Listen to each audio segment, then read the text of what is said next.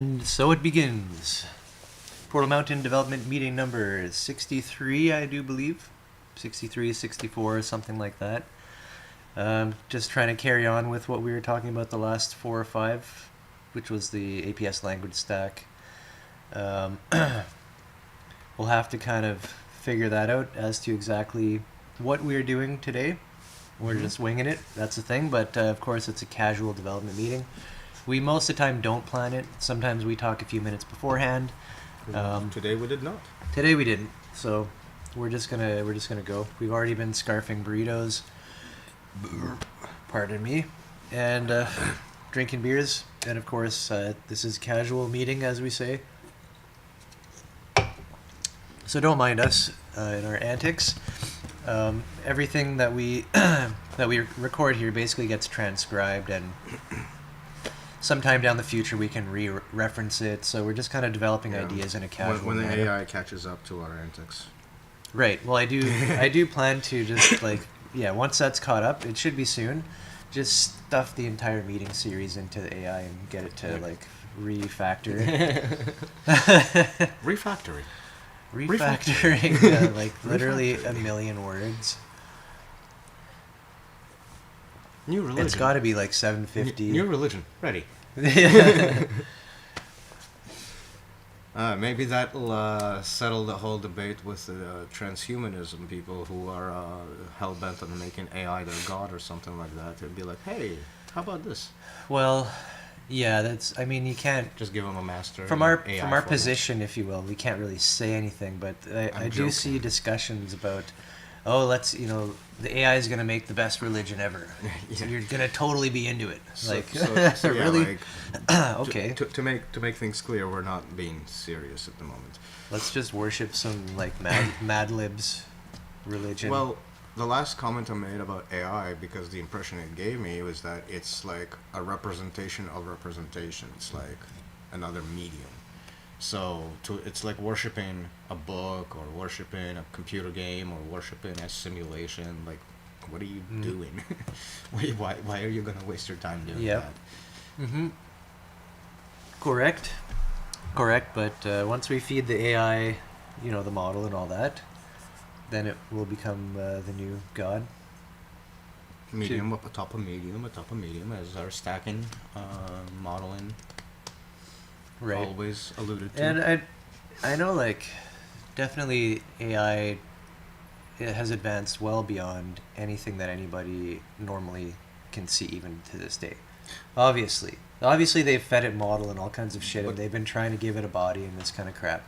Counterpoint, it's also way behind that people think that it's actually capable. Because it's kind of shiny. Yeah, and if you really I've been able to do it. I don't know if a lot of people do it, but I've been able to crack it at the seams almost every time I've used it.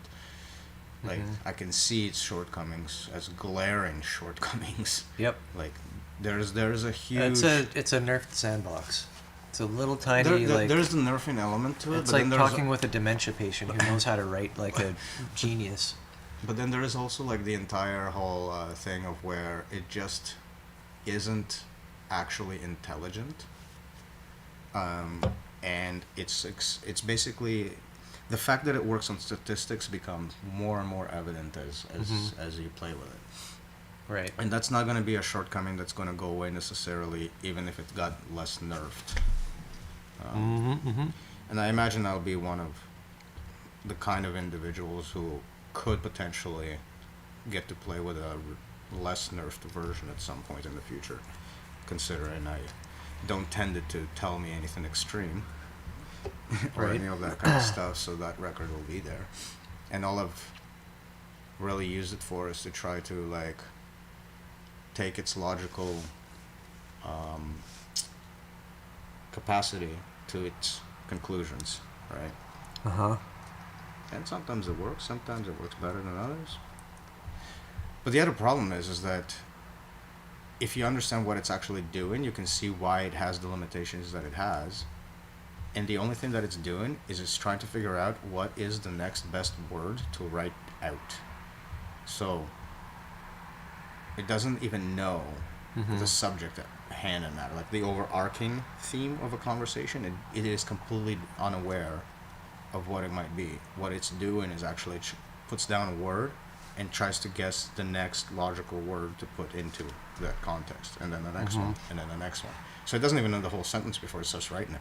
Yeah, which is kind of weird because you watch it just putting along, Mm-hmm. just literally creating word after word. Compare that to the way you talk. Do you formulate your words based on the previous words, or do you have a thought and then the words come to describe it? Right? Top down versus bottom up, basically, is what I'm trying to say. So, the glaring issue with the AI is that it's bottom up, and it has no top down structure whatsoever. Mm-hmm. That's right. Just based on a whole slew of data captured off the web. But if you can model its statistical mechanisms to be more isomorphic with model, it will, through that top-down effect, if you will, by the top-down being the way it's structured overall, that could actually have an effect on the very same AI. So it's a glimpse. It's a glimpse into why top-down by itself does not work alone.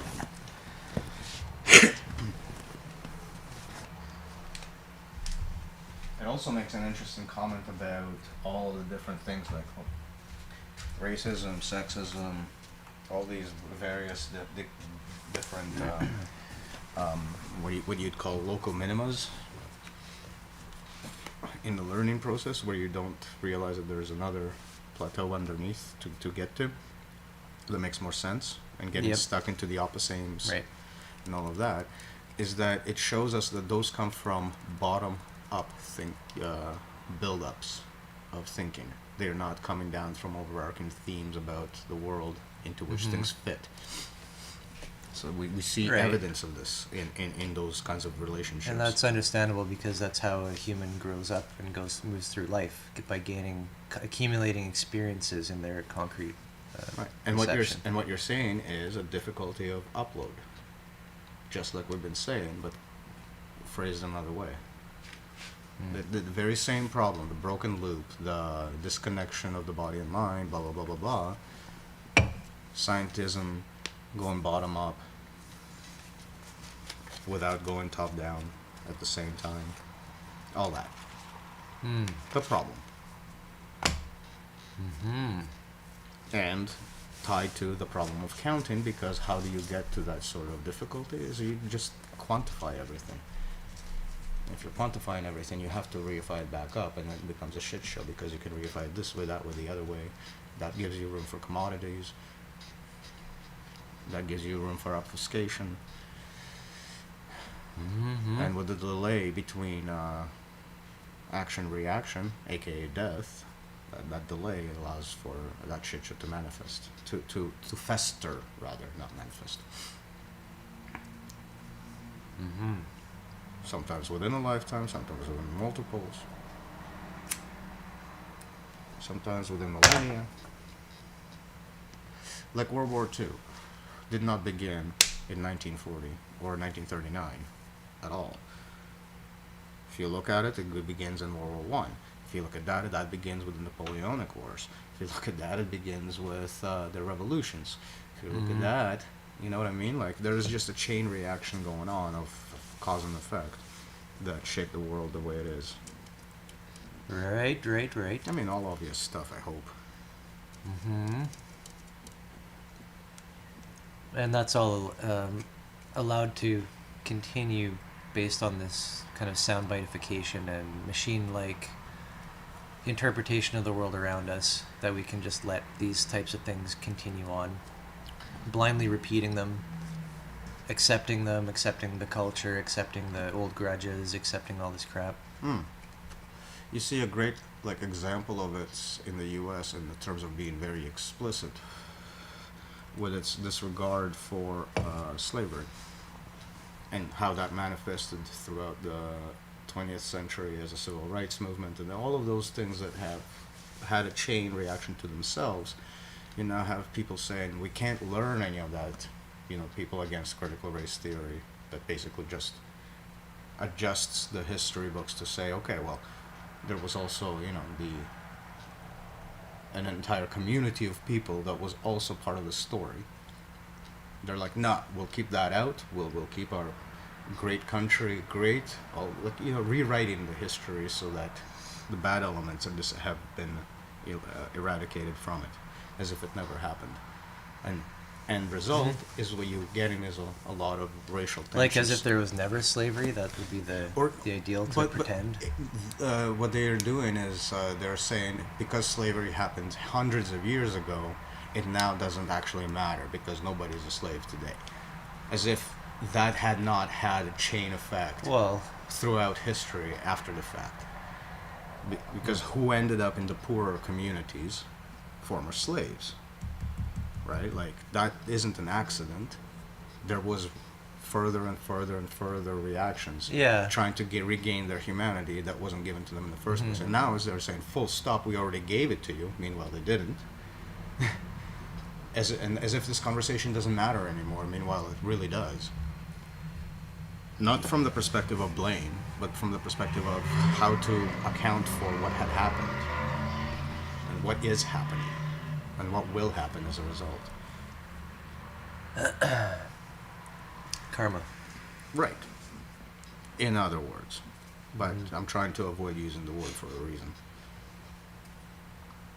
Right. It's just these ongoing Resonance. causality resonance weeks. Yeah. That's where that's at. Mm-hmm. The way to think about different races, the way to approach a person of one race versus another, or sex versus another, or this or that versus another. It really doesn't matter as long as you have a dividing category. As long as you can have a dividing category, you can put one at the bottom, one at the top, and go from there.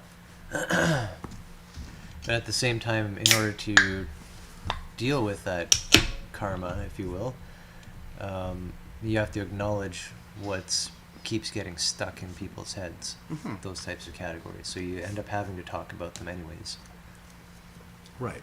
And this is where you and I tend to bicker about whether we're talking model, whether we're talking about opposites, whether we're talking about a legitimate situation, and trying to navigate it. But really, it's a distinction in layers. One conversation is valid on one layer, another conversation is valid on another layer. Right. And I think mastery is adopting the correct layer for the conversation with the person that you're with. Fuck off. That's weird, eh? So we're hardwired and it's still giving lag issues as if...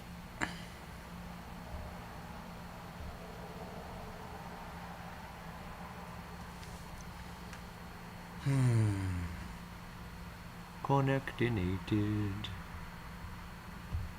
Maybe I'll just turn Wi-Fi off completely. I don't know. I don't think it was connecting through Wi-Fi,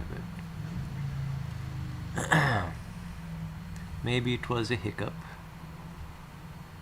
And what was I gonna do? Oh yeah, share the stream to the Portal Mountain peoples.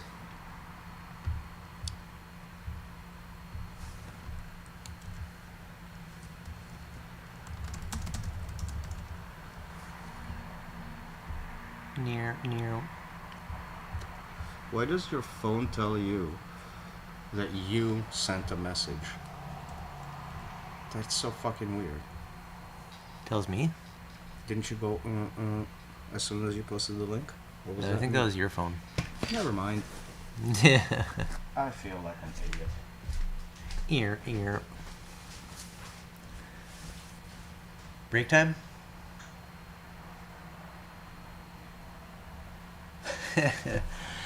And it is break time. So hopefully we will carry on with the APS language stack. We were getting into the kind of discussion about the offices and the primordial archetypes, and really structuring an organization in a sort of regular manner with these sort of like programming language style disciplines. As well, we may get into some updates about the Portal Mountain World Summit. And but for now, we are going to call it a break and be right back.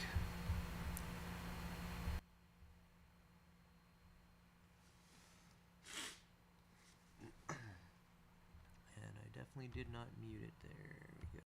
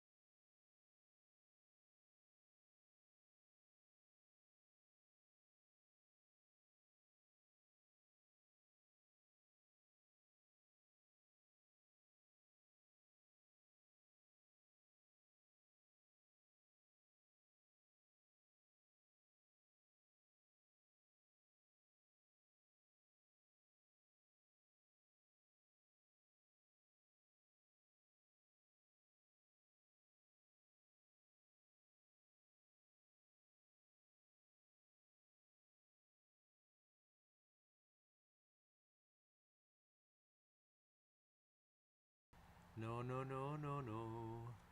This is a no rush meeting. No rush. No rush.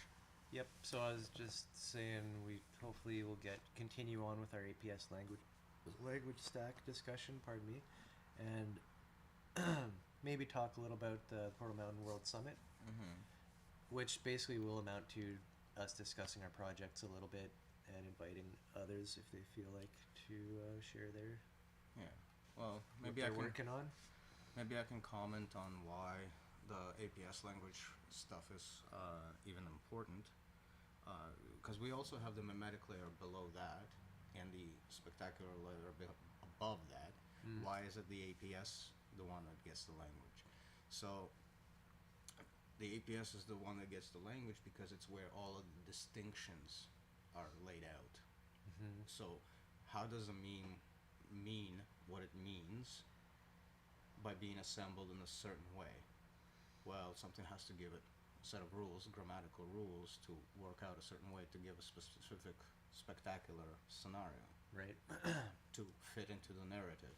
And this is like the idea of when you're just looking around in your awareness and you see an object. Well, the part of the reason you recognize that object, say as a table, is because of its abstract nature Yeah. as a type of thing. And as apart from everything that's not the table. Right. Hence, this is where the distinctions live. So, like, whereas a child a newborn opening its eyes for the first time just would see kind of a blur, there's not really a distinction. That distinction builds up in the APS over time. Right. So that's the fundamental reason about why we need to go down to this layer, but not lower, and then continue on from there. So that tells us about the APS language. Then there's the dashboard, which is the other project, and that is to continue on not just leaving it at the language of distinction, but utilizing this language of distinction, creating the language of conversation in the way that nature is using. Distinction is like internalizing something, so nutrition, and Sure. expression otherwise is the hygiene and the other and fitness in this case. Yeah, so in this case we're talking about language of distinction, language of conversation, right? Right. I'm not sure if I've heard you put that together before like that, with the nutrition being an inner, nutrition and maintenance being an inner, and taking in fitness and hygiene as activity. outer activity. Yeah, it's always like inner outer in some sense. Like nutrition is always seen as not just your food, but as a metaphor of thoughts, of activities, of, cleaning your house is also. So not cleaning your house, but bringing stuff into your tools, into your space of work. That can be seen as nutrition. Yep. Exaggerated hand gestures. That's just me. It's fine. We're used to it. I wonder if there's a video of us sitting there and I'm like all animated and you're just like stiff as a board the entire time. Bong.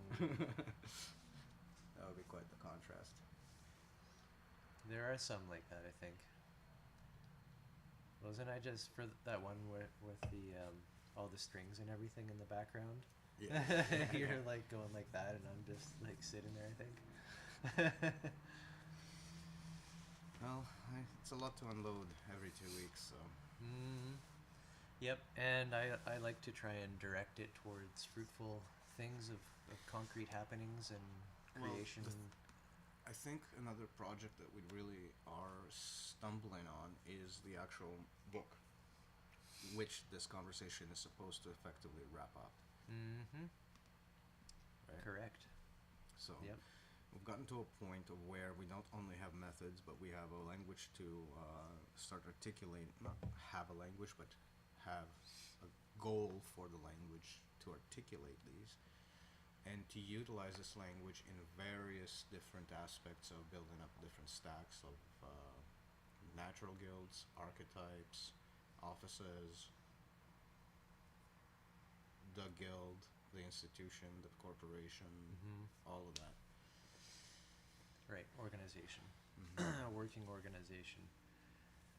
That is true. Mm-hmm. And we've been working on that book for like a year now. It was actually last World Summit, if you will. That was kind of one of my goals, was to get like a draft of it. But like, holy hell, is that impossible? It's like too much at once. Well, that's why we've been talking about arcs, trying to Mm-hmm. take note of that.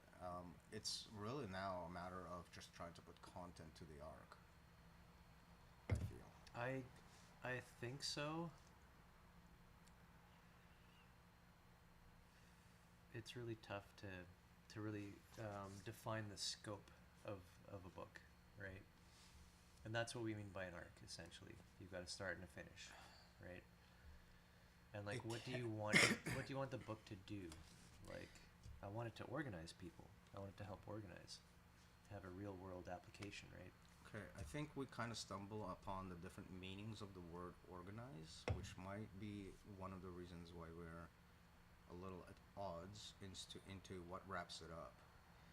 Because to me, Right. by the time you explain the language, you have told them what to do in terms of organizing. Use this language and it will facilitate the organization that you're seeking. Right. That sort of thing. So build the underneath part so Yeah. that it emerges, rather than to try top down force the emergence and then try to figure out the different pieces underneath. No, I agree. I agree completely, but at the same time, we've kind of laid out the offices, for example, and we don't want to like encourage people to reinvent this office and our primordial What archetype about- system when it's already there, right? We just haven't What gone about into if it. we pinch off the book at the language Pinch it portion? off?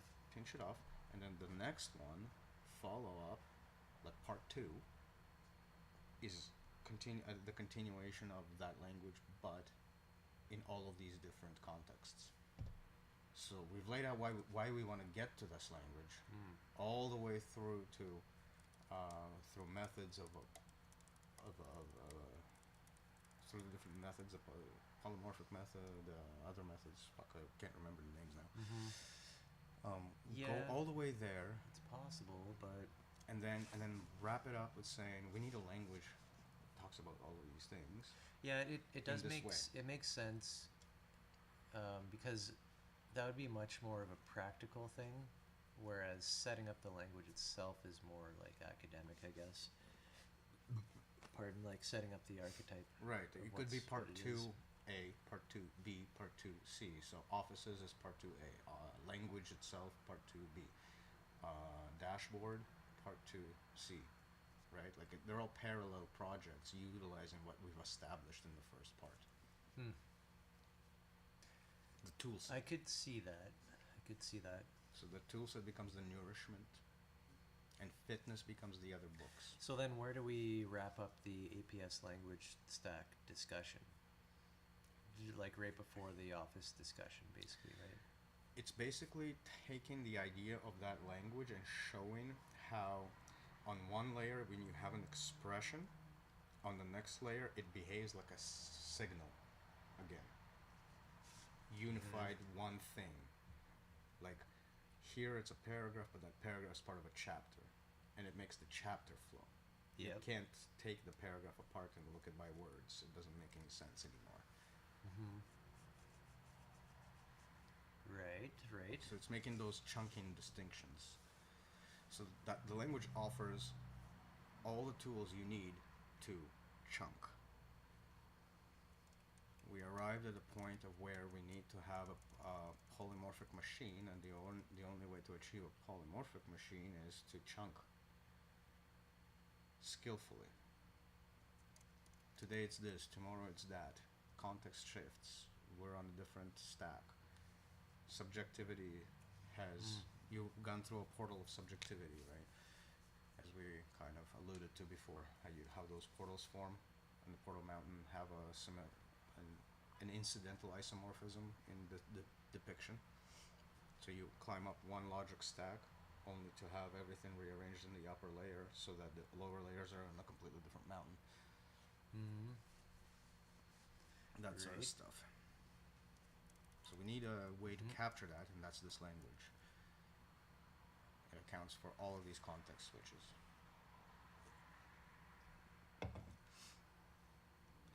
Right. So we were going to start getting into the offices, the primordial stuff, but maybe we save that for later. I don't know. Maybe that work needs to come in concert, like codependent arising, so to speak, with other works like the dashboard, the language itself, and and the dashboard. Yeah. Right. Like a platform to do it in, being the dashboard. All unified by this reference back to the language.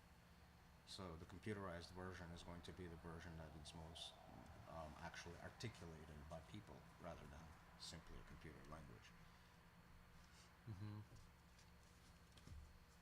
Right. But it's Speaking also guild. a way. But it's also a way to get the spoken language to actually foster meaning.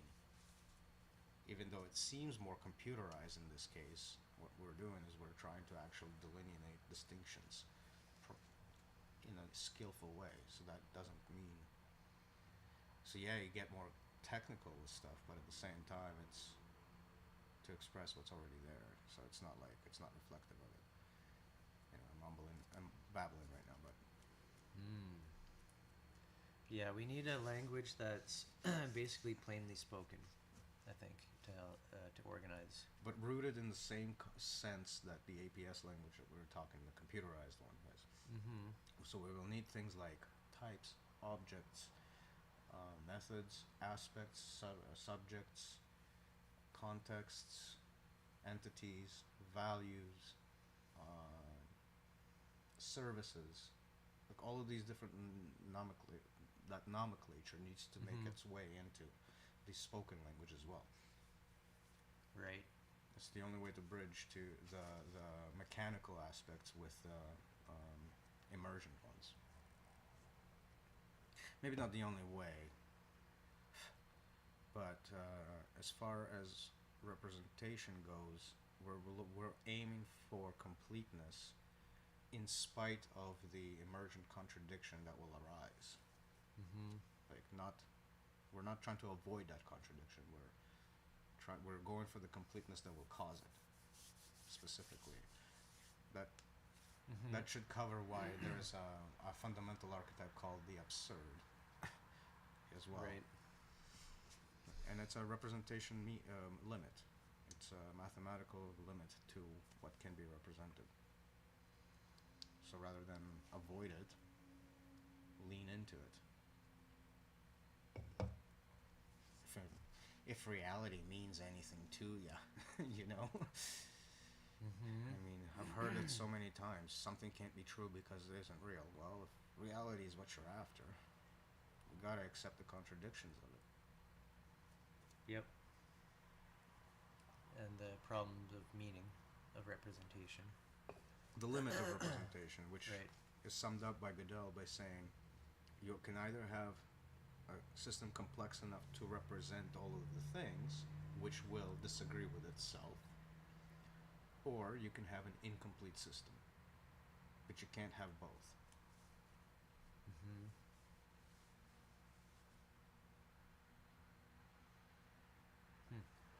Yeah, and if one is not aware of this limitation, then you go on making bad assumptions about the Right. power of your language.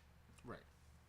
Fundamentally, that's the case, and that those assumptions eventually butt heads because they live in the representational world, which is getting more complicated, and as it gets more complex, those contradictions are exposed.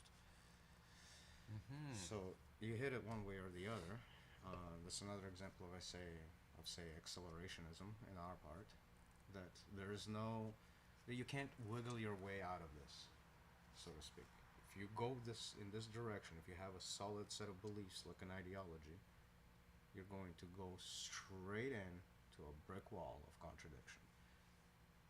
That's the acceleration image I want to propose. Like Like it doesn't matter how you twist yourself into it. That is a more common uh, understanding, I think, of accelerationism. But the the key to it would be the underlying um, truth of the matter, I guess. Once the contradictions are exposed, there's a raw kind of reality that's always been there that kind of never changes in a way. That's where we can kind of draw the truth from, if you will. Given that our description of truth is more of a process of rapport, faith, and all of that, we place truth on a very different spectrum than any of that stuff. Like truth does not exist in all of that. That's just ontology. That's just representation. That's just signals flying through a medium. Sure. And you could say that's the only truth there ever has been. What we can say, to my mind, this is a personal opinion though, is that this encounter of contradictions within representation is more of a clue that the context within which the distinctions are being made is just not correct for that situation. Right? Because even though the world representationally is contradictory, in its experience, it isn't, which is another contradiction. Like, you don't experience Pardon? a different outcome from the actions you take in terms of physics or whatever. Like, there's no, Right. like, there's no untruth to that. Right. So you're not stuck with dealing with a whole bunch of untruths. It's just that when you put all of those truths together, you don't get a truth manifested out of it. Right. You can only get truths in this context, that context, and this context, which could still contradict each other. And on and on and on it goes. Right. Yeah. So there's this underlying mechanic or mechanism of perception, which you could say got hijacked over a period of time, at least 10,000 years ago. And even though, like you're saying, reality, or if whatever you want to call it, there's certain like physical properties of things don't change. In the same way, we've still been that same machine that's been getting it wrong all this time. But if you can notice that, create a model for it, understand what representation is and what it does, you can come into a wholeness of your being. Yeah. In that you are navigating a neurological neurochemical network that's just trying to make a map of the world outside, and it's not. It's always wrong. And it's that never map, right. yeah, that map will have the contradictions. Right. So to And not understand only that, that- brings you back 10,000 years, and that's where you can. That's the true accelerationism. And not only understanding that, but realizing that that's all you can get out of it, right? And there is nothing inherently actually wrong with having contradictions in representations. Right. That doesn't that itself does not mean anything. It's more like a pointer to switch contexts, right? Like I was just saying earlier. So, in other words, it's a way that the world makes us more mature through existence in it by constantly reevaluating context. And if you don't reevaluate context, if you're stuck in an ideology, you're stunting that growth. You're stunting that Right. natural, so to speak, process You're that, in a hijacked. that emerges into those newer media. And the media are completely misused as a result. The upload goes haywire, and we get a spinning wheel of a shit show that flungs its crap everywhere. The wheel of shit. We've all seen the wheel of shit. Yeah, imagery taken from the circle of death of the ants. With that, one more break. And we shall be right back. Am I still over talking?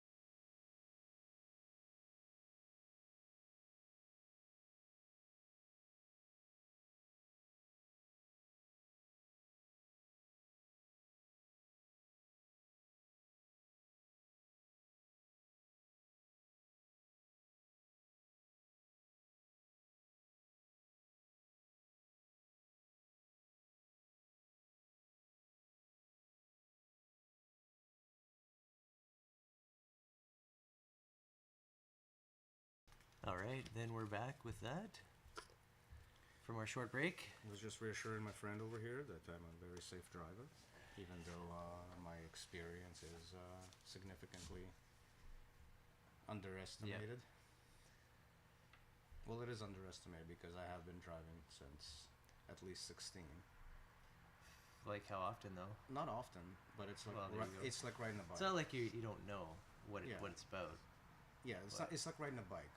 I'm at a point of where I am the car. Like I don't have to like figure out mentally, do I have enough space to pass the car that's parked on the side road or something like that to avoid it. That's like probably the first thing you'll get is because you just got a new vehicle, right? So getting used to the feel of how wide you are, how big. And all that. I don't. Right now, it just like slips. Like I already know what to look for. It's not even a conscious thing anymore. Right. The other thing is like coming up to the stop signs and knowing exactly where to like kill off the motion and without everybody going. Mm-hmm. Yep. These are so good signs. Smooth. The next one is usually with people is what turns. So the right turn is a giveaway. Turns? Yeah, how people do the right turn is a dead giveaway of how new they are in the car. Because you're speaking newbie stuff to me, man. Well, yeah, because I just got licensed to I don't even know all fresh. Turns. No, if you remember your learning days, your tendency would be to stop at a green light for a right turn. The tendency is just to be cautious and Never stop. Because it's green. I don't know, like pretty sure. I can imagine people doing that though. Like, yeah, that's that's not even a. If I'm listening to my instructor, people do it too. Yeah, like if you listen to but my instructor, instructor, you're gonna cause an accident. That someone's just gonna rear-end you here, if you yes. try to do that. Here, yes, because here it's allowed. Every other fucking country in this fucking world, except for USA, you can't actually make right turns on reds. That tripped I up know. Ask I've Igor. seen. No, Ask I don't Igor. have to. I've seen it many times. Yeah, immigrant drivers will definitely make that mistake also. But yeah, like when you're beginning, right. it's on the other cautious. hand, sometimes pulling a full shit hook at a junction and going back the way you came, that's normal in a lot of places, which is weird. Which is illegal everywhere here. Right. So you wonder when you see people pull that stuff, like, Are they from here? what? Or are they just a fucking Like asshole? nobody would ever do that. Except people in the country where do. nobody's watching, right? And if you're on a country road and there's nobody there, fuck, who gives a shit? Mm. Yep, same with signaling. I don't even think it's legally required. If nobody's visible to you, you don't have to signal, as far as I know. Here's how you know you're dealing with me as a driver. If you're in a parking lot with me driving, all you'll ever hear is... I never signal in a parking lot. I do it, not because I have to even. Parking lots are like... I do it because I'm in the parking lot. And in the parking lot, that's all you hear. Pathetic. I'm just toying around. I'm just playing around with a new car, man. Yep, true, fine. That's the other fun thing about parking lots. The rules of the road don't actually apply there. Therefore, stop signs don't exist on private property. I'd still rather stop, though. Well, of course. But just be aware that people like me You know what treat I it had? as a complete Dude. Wild West. Dude, so this one asshole on the Cundall's Plaza, like way out there. Not way out there, but you know what I mean. You know which one I'm talking about. Sure, yep. The Zaire's there and Yep, all that. big one, shoppers. And we're coming to a four-way stop, and this dude that literally stopped like a millisecond after me starts directing traffic around us as to who should go first while I start to go. Too bad. Fucking asshole. Some asshole comes to a four-way stop. How did he manage to start directing people, though? He just started waving his hands. You go there, you stop, you this, you... So it's better that you just started going because everybody's probably looking at him like dumbfounded. Did anybody But else he go, ga- or you went? Well, he gave me like one of those false starts at first because I'm like putting a brake on, saying Oh, what there the you fuck go. is going on, Yep. and then I'm like, fuck this, and then because of that, and I was distracted, I ended up squealing the tires, going through like an idiot, going like, you made me stop in the middle of a goddamn intersection, you fucker. Well, doesn't he then just get to go about his way and forget he was even doing all that shit? The fact that he had the It's weird. audacity to start directing traffic in a four-way stop like a goddamn Well, he deserved traffic deserved cop. it then. Like, Jesus. I'm a weird. new enough driver for this to be a little bit more intimidating. I always That's that kind of unexpected shit will throw. I always anyone watch off. who if I'm matching up with somebody, both coming in at the exact same time, and I'll either speed myself up and stop and go like a fucking maniac, or I'll slow down my stop and make it extra. They've already stopped and I'm still wheeling for another second. Yeah. That means they should go, and that happened today, and I still had to wave him on. Like, I was stopped. He was 2 seconds already stopped, and it's like, okay, are you? It's legally you have to go. Yeah. Like, it's your turn. You arrived That's first. usually not a problem, but I've been there. Yeah. When I've waved people, but that's Just today. that's fine. It was Better cautious It was than like other things people it was do. some asshole taking charge of the fucking intersection, though. Like, who teaches you that at driving school, right? Like, Maybe he's a retired cop. maybe he should then shut the fuck up. Being a Being a and all. retired cop. Yeah. I avoid those before they happen. I never match with somebody. I don't stop at the same time. So the only reason I'm mentioning this is, like, as far as anything throwing me off this entire driving experience was a completely left field situation that nobody fucking ever mentioned ever, and I had to see it for myself. Where, like, how the hell does somebody start directing traffic in a four-way stop? Oh man. Yep. And they're Have you ever seen that happen? they're not a traffic officer. They're sitting behind with a their own badge. fucking wheel. How did maybe The- nobody else was looking even? Like, why do you assume anyone was even looking at him? I wasn't. Except I for was. you. I was just confused by why is he waving his hands. So that made me stop. Right. Like, Weird. because if you're cautious and somebody's waving their hands frantically in your direction, you might have not seen something that they have, right? Like, one of the assumptions that you can logically make is Right. that you missed something. You kind of have to pause for. So, cueing, hitting the brakes, going, the fuck are you on? Mm-hmm. And then now I'm in the middle of a goddamn Yeah. intersection, so I'm not stopping. Right. So he made my very smooth drive feel very unsmooth that time. Mm-hmm. But yeah, That's another thing. it's like, a lesson to learn. And don't trust the drivers behind the other wheel, you even do. though you need to. You do have to be aware when things are happening and watching for either hand waving or Yeah. horn honking. That's another thing. Like, if I ever have to stop fast, I'll almost always would hit the horn too. If something's in my way that I'm stopping fast for, It's not just. I'm to not tell usually them, remembering are there people behind me. It's just tell this guy that he needs to learn his lesson. But two, anybody behind me who doesn't see what's going on, now you know why I'm screeching to a halt and you're going to crash into me, right? That's the other thing. It's two ways. Yeah, you're communicating, or something else is going on, and you need to warn the person in front of you to move out of the fucking way. Hopefully. Right. But I guess my thing is never to be shy about hitting the horn, because usually you're teaching somebody a lesson, and even more important, and in the most proper way, teaching a lesson, and more importantly, potentially saving your own life by somebody hitting you. You know, on being on the receiving side of one such horn, which I was at fault for, I already learned my lesson before the horn even got there. Right. Because And I then was like, Then it oh, probably feels like just a kick in the nuts for no reason. well, it makes me more empathetic to the horn engager, because I'm like, I understand why Right. you are You knew- frustrated right You knew now. right away it wasn't personal.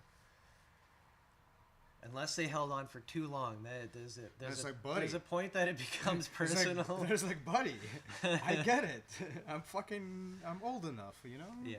So that's how you teach it in the right way, by not laying it on for too long, Yeah. so as to shame them. I mentioned before, the one thing that the car doesn't actually give you an option for is to modulate your tone. So the only Right. thing you can modulate is your timing. A Mm-hmm. short burst of a beep means a courteous hello. I bet you can get a I'm mod. here. You can get a mod for your car. Oh Just put it yeah, in like the the dashboard, like, cucaracha is a mod. Switch it like down You or know up. those vans? Yep.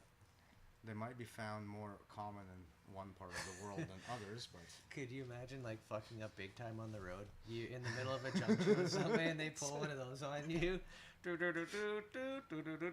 you take the drive of shame. the drive of shame. You know what? That is the only sentence that ends with of shame that I actually really enjoy on its merits. Nice. Every other one is like, Uh-huh. you The shouldn't classic. you shouldn't really care about that. This one, yeah, you kind of should. Right. Walks of shame. That's nothing. There's no shame in walking. We're all pedestrians here. Exactly. But the drive of shame. Oh man, you could have killed somebody. And it's like, oh no, you had a good time. Shame.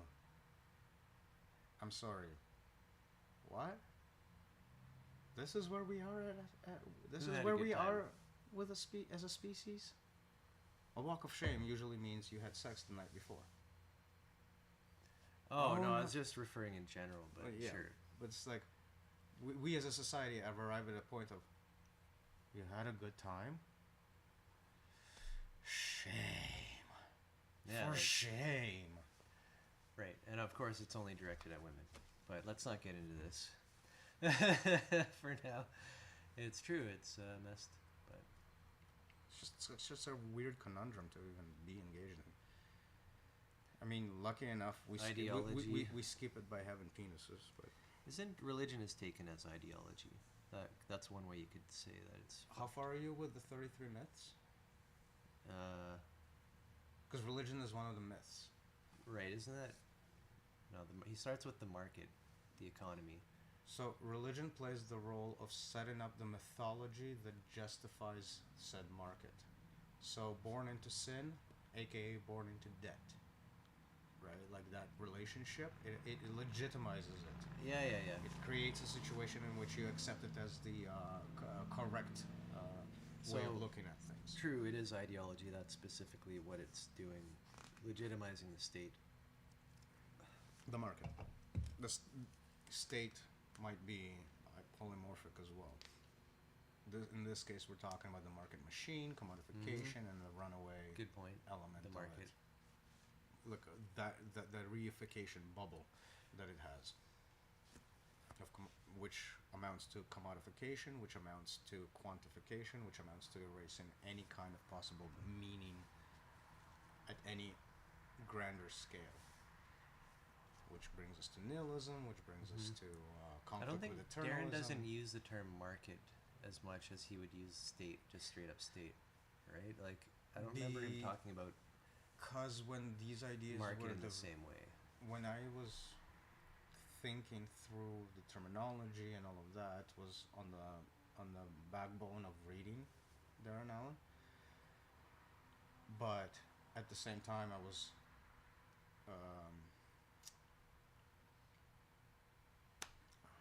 my favorite word, and I forget it. Appropriating. Mm. So I wasn't I wasn't doing a one-to-one mapping. I was Right. like, okay, yes, I get the gist of the idea, but it would map slightly differently here, like because we wouldn't use the same terminology for this or that or the other thing. The other thing that made it awkward to translate exactly is that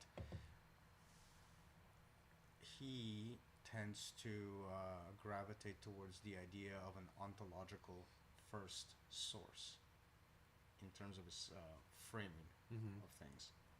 And I most Instead of certainly, the phenomenological. I most certainly do not do that. Right. So I'd have to recontextualize it. So isn't that a myth in itself? What's the myth that Darren Allen relies on? The Brahman, the more the Hindu Mm-hmm. apprehension, or the Taoist The reification of the other, the great other. of the ontology as a unified thing. The problem I have with that kind of reification is that any ontology is in representation format, and representation format brings about contradiction. Mm-hmm. So I'm able to take in as far as an ontology, but an ontology is still not the thing. It's just representation. So Mm-hmm. that's the difference. Right. It's still codependent. It's still within a flux. It's Right. still a moment. It's this. Next moment, it's that, and it's Mm-hmm. subject to Yeah, and flux. it's kind of in a way a small detail. It's almost like the Buddhist nitpick of but like a Hinduism. detail that actually unfolds itself into meaning a lot of Right, different things. and in the term of like unbinding and like release from karma and all that kind of stuff, becomes you very have different. you have to go through this next step, if you will. Yeah, and what that means, like for example, the term moksha is often used for release in the Buddhist, in the Hindu sense. That more leans into unifying with the ontology, becoming like bringing the self and the ontology into one reification. Well, the Buddhist comment is that it's Wait, still. were you just talking about the ego? I lost you, but you were talking about that before too. How the ego is taken as the same as the self-reference, the same as the self. So there's the ego that's market transactional. Then there's the self that underlies it in narrative. Mm-hmm. So the way I understand it, at least from a middle-aged white guy But perspective. regarding nihilism, right? So no. That's what I was trying to get. That's a different. That's get a at. different Yeah, concept. I was trying to draw a parallel this with is- what you were talking So about. this is like a third category to itself, not related, but not is the same. Isn't saying the same things as the other two. Mm-hmm. So in this case, we have like the realization of the self underneath the ego within Hinduism as a practice. Underlying its bootstrapping self-reference mechanism, that self gains a kind of a sense of eternalism. And so the Hindu practice is then to take that self within narrative and to merge it with said narrative, which is what we call the source. And the source is the perpetual bootstrap. Mm-hmm. So it's always reborn. And to realize it, and the realization of rebirth with the universality of existence itself, as it were, in the bootstrap. And the bootstrap sets itself up so that what's happening, what it's bootstrapping, feels eternal, because like an operating system, Mm-hmm. right? Doesn't realize that it became into operating. It just, once it started operating, it operates as if it always operated, and it Mm-hmm. operates in the same way as if it will always operate. Right, so the bootstrapping And creates a by sense of bootstrapping, you eternalism. also mean could just be saying like the self-reference mechanism, right? That we could Bootstrapping say is the a same. self-reference Mhm. in the sense of you have a stack that collapses itself into its most fundamental medium and fabricates another stack. So in a way, like how we Mhm. reduce ourselves to single cells to create another human being. Right. Right? Like you go all the way down to the most fundamental level of what you're composed of, and then rebuild from there. Mm-hmm. It's like a seed. Right. Same metaphor. Mm-hmm. So you have the bootstrap, but the thing that's being bootstrapped is getting bootstrapped into a different layer, and in that layer there's no beginning to it or end, because that's not incorporated into its function. Like, you don't think of yourself as, oh, that time when I didn't exist, I had some kind of influence. Like, you don't have a sense of time when you don't exist. You just have a sense of the past and history, but it's in your head. It's you.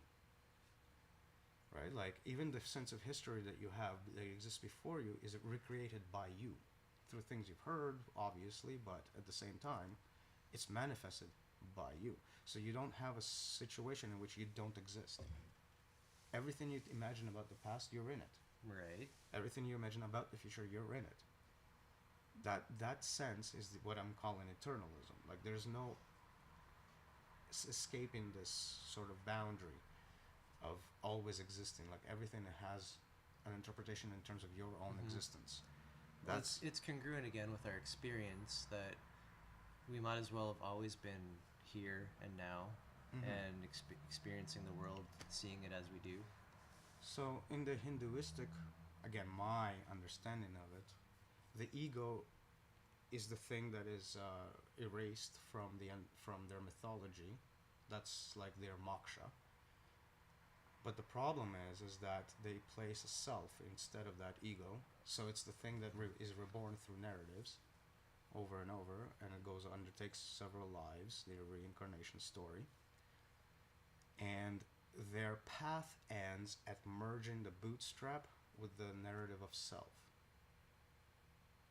To call the bootstrap and the self the overarching theme of everything, which isn't necessarily untrue, but is an ontology. It causes reification. Right. It causes a reification and crustification in the APS because it manipulates what distinctions are based on. Right. While we still want to continuing. manipulate what distinctions are based on, instead we want to gain skill in making distinctions and manipulating them in the meta sense. That's the next step that Buddhism brings to the table. It says it doesn't stop there. You got to go one layer deeper. Wording it that. as an active skill is kind of interesting. Nirvana is something you do. It's an inner and an outward expression. It's not. It's a medium unto itself. It's the medium of maturity. We find whenever we apply a kind of ideological thing, the resulting effect usually tends to be an ignoring of the actual context from that point forward of what's actually going on. It's like by putting labels on things, even at this highest kind of order, even if it does make sense and is kind of true in ways and all that, we're still putting a spot over this is what I am. It's like you've even circled yourself. I think I tried to implicitly address that without any talking about that. And we're not saying don't do that. That's always the crazy thing. We're just saying like no, but those things come and go. They expand. They divide, multiply. Those like abstractions about reality. Yeah, You shouldn't be settling on it because it's meaningless to do So it. this is why I'm saying the guild does not make the Buddhism obsolete. Buddhism doesn't overshadow the guild, the model. You know what I mean? Like, it's like you're seeing that in action. You have one expression to say that. You have another expression to say that. They don't even match each other. So this is obviously what it should look like if Buddhism tries to merge with contemporary language. Just other systems out there. Which it did in the past. If you think about Tibet and the Bon religion, into which it's merged. If you think about China and the Tao, which gave us Chan and Zen and all of these kind of variations on it, on the same theme. A gentle companion to existing ideology. And then which we identified as temperaments. And interestingly enough, our temperament framework followed almost, you can call it like prophetically, on the same historical context in which academic led to pragmatic, led to devotional, led to perceptive. And what do we find in history? We have the initial elder way of doing things, then you have a more flowery way in the Zen and the Pure Land, and then you have Was it Zen or Pure Land first? They kind of developed. They're kind of the tandem. Mahayana, whatever. Yeah, they are the two biggest branches. I do think Chan was predating Pure Land, because it was esoteric, and then it kind of became more for the people with Pure Land stuff. Right. That and then become more adapted for in the Pure Land. And then as an entire social structure once it encountered Tibetan Buddhism. It makes sense if you consider that it came from the what's the first one again? The academic. Yeah, the nitty gritty of it. Right. What do you call that one again? Theravada. Yeah. So it's no wonder that caveat, Chan or Zen would come after that because they're so close to each other. Theravada is a modern response to colonialism, to assert Buddhism as a contender to what the colonists was bringing with Christianity. Right. So that makes perfect sense. That's fine though. They wanted to show wait a minute, we have a much older way, and it not only competes with yours, it is actually interesting. So it's actually a modern incarnation of what we think the elder way was. Right. So that's good to know. And that's like the Pali Canon. I mean last couple of centuries old. It's not old at all. Theravada as a Buddhist practice. But but you're pointing back to it's retained a lot of Pali Canon. Yeah. All of that stuff. It was a resurgence of that to say to the colonists no. We got a mature religion, and they kind of showed them up on that one too, because if you look at a monk from Thailand at that time, they could not be moved. Right. It's an interesting prompt, if you will, like a writing prompt. To be invaded by colonials. It's rebirth in action. Think about it. Or to encounter colonial forces pressing upon your land, see what can be easily taken up and all that. Yes. Sorry, I'm not ignoring you, but I am kind of hung up on a thought. Sure. And go for it. We were just talking about how birth is about going back down to the roots and coming back with a new stack, right? Bootstrapping. So that process. And look at what happened.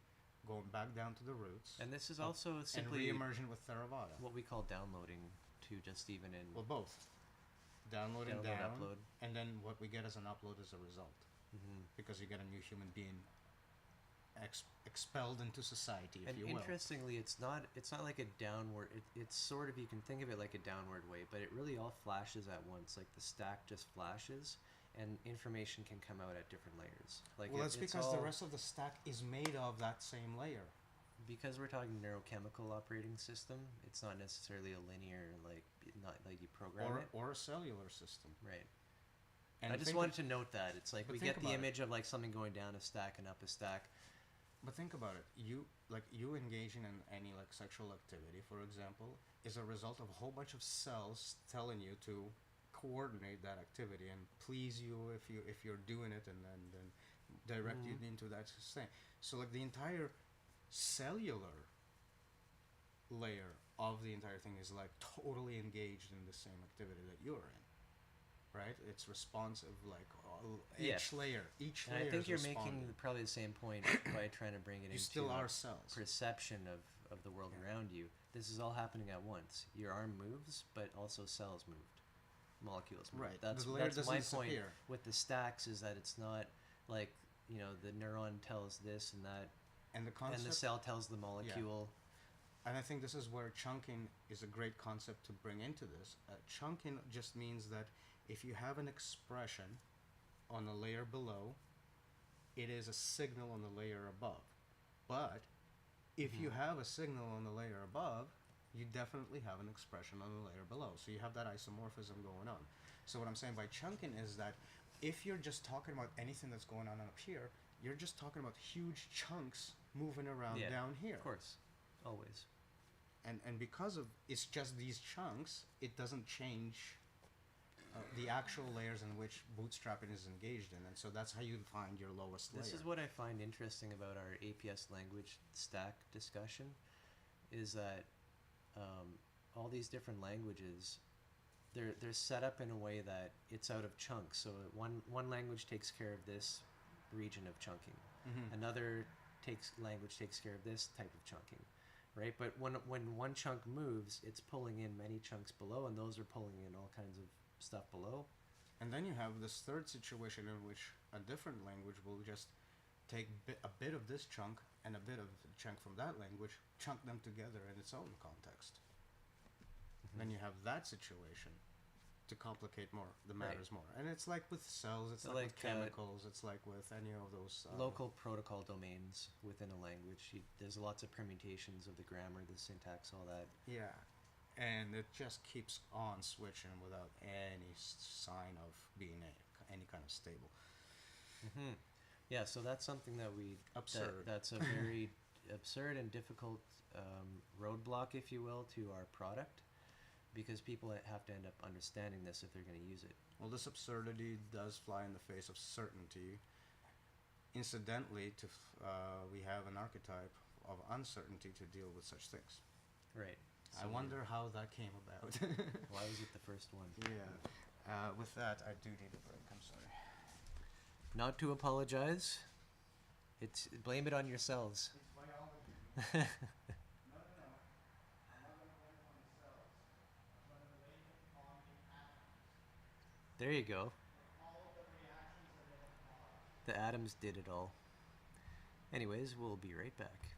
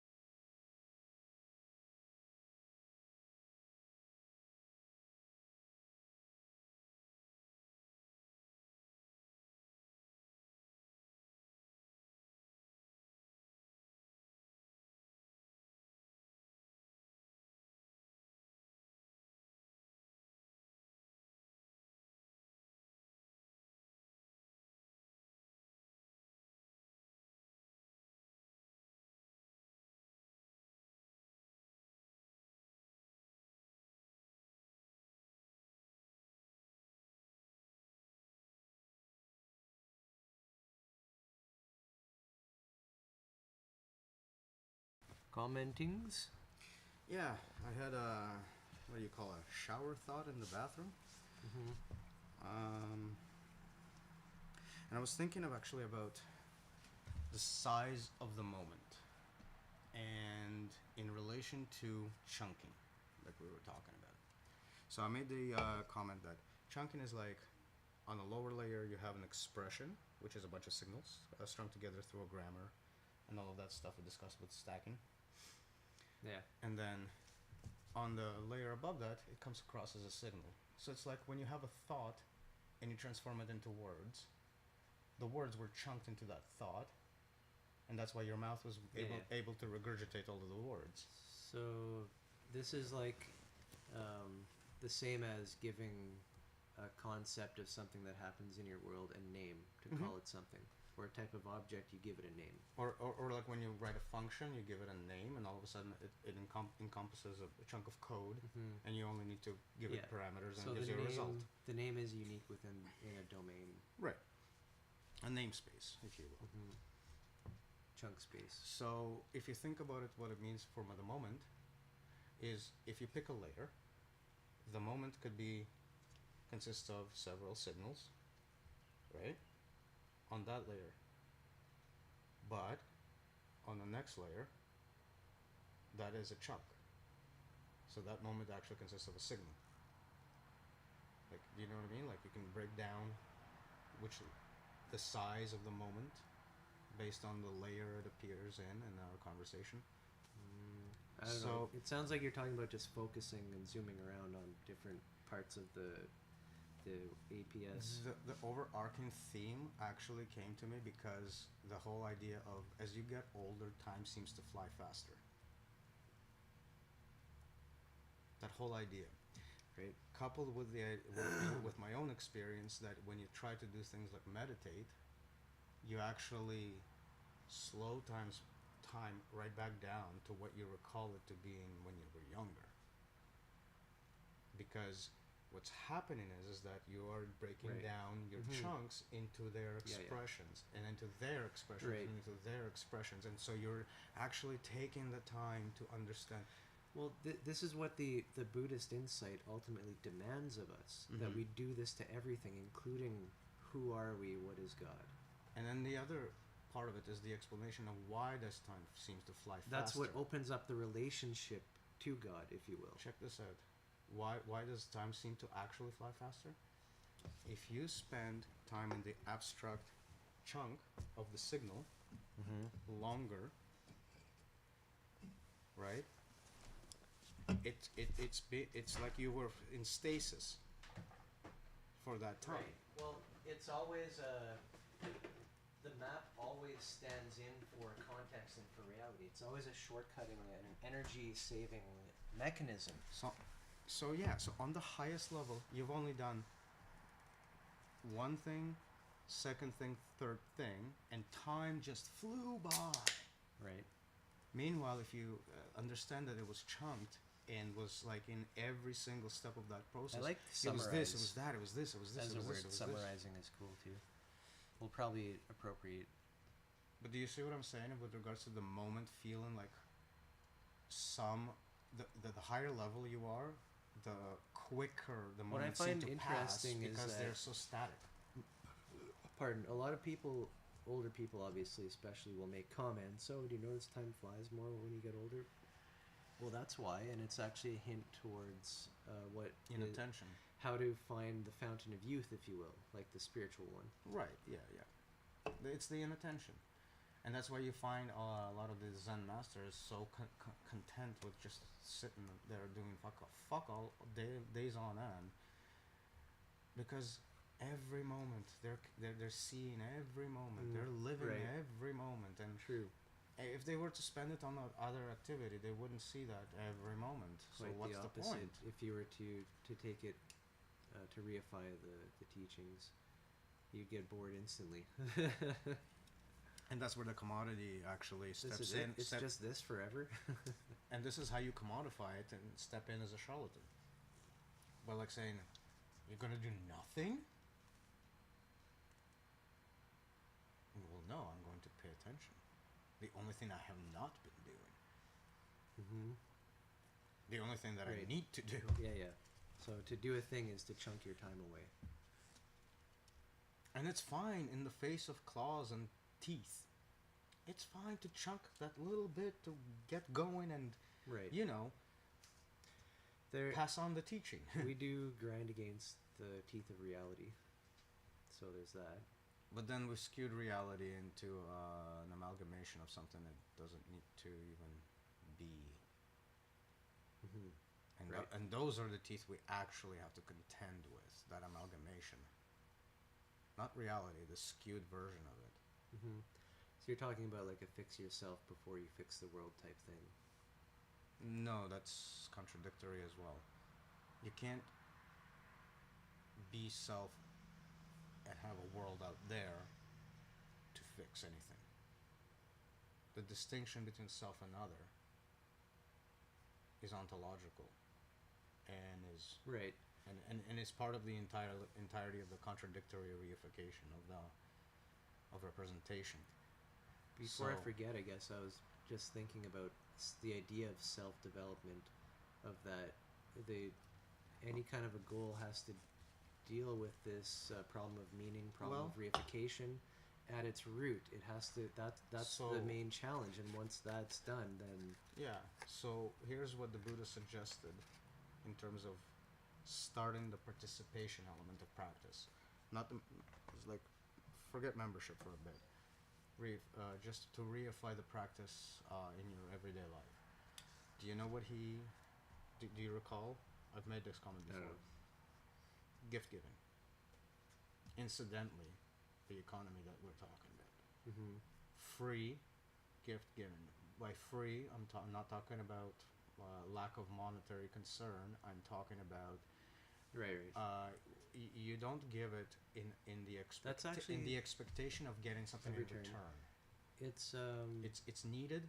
It's provided. it's as good a meditation, or on par with like breath meditation, I think, in a totally Yeah. different domain, because it forces you to take an action, which you're gonna keep viewing as on the market terms I believe of transaction, and and you see it in somebody else's face. You Yeah. do something. You talk to there's an interaction, a social in interaction, the moment, contextual. which feels like it grinds against your model. So the context of gift giving is that something is necessary and something is available, right, Mm-hmm. to move something forward. Right. So why wouldn't? So once the context disappears, the conversation with regard to that is gone. Hence, there is no expectation to have anything returned to you. It was in the context. It wasn't for the other person. You're not playing on their feelings to feel good. You were strangers before, you were still strangers. There was simply something that needed to happen and Mhm. a way to make it happen. Right, and you're talking like the way you're talking is just like trying to break down any kind of attachments to that gift. Like this is what's called free-handed. Yeah. Right. Yeah, and to use your word, it's like there's so much work to be done. But because there's no shiny coins, nobody's doing it. Like, Mhm. how do we Yeah, how do we get into that situation? Grinded my gears. So this completely undercuts that circumstance. Like, it doesn't allow it to even happen Mhm. in the first place. Right. Yeah, like a glimpse into the gift economy. Mm-hmm. Which is why the gift economy underpins the membrane of the guild itself. Yeah, it's so wild. Like That's where it stops. That's where the buck stops.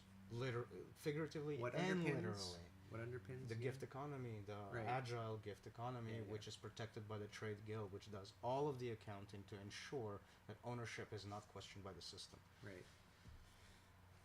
Yes, and this is our major economic hyperstition, if you will. Something a lot of people probably wish they had a better framework for, and it's all just sounds like So, yep. utopia. Yeah. That's the trigger word. If you surpass a certain threshold, fine, you can call it that. But that is a lot. That is a lot of grind to even get to that state. Just the word utopia, I use it kind of. Oh, it's derogatory. it's pejorative. Is that the word? Maybe. It's probably one of them. Pejorative. We'll have to Insulting. Look it up. Insulting. Negative. Yeah. Right, that's the idea, right? Is bad. Mm-hmm. Yeah, like Free-handed giving, gift economy. This is you could call it an alternative to the market economy, but really market economy just simply emerged from it. Like the gift economy will always be there, will never not be there, and it's simply the Well, as long market. as The you- market latches as a parasite between enemies, basically.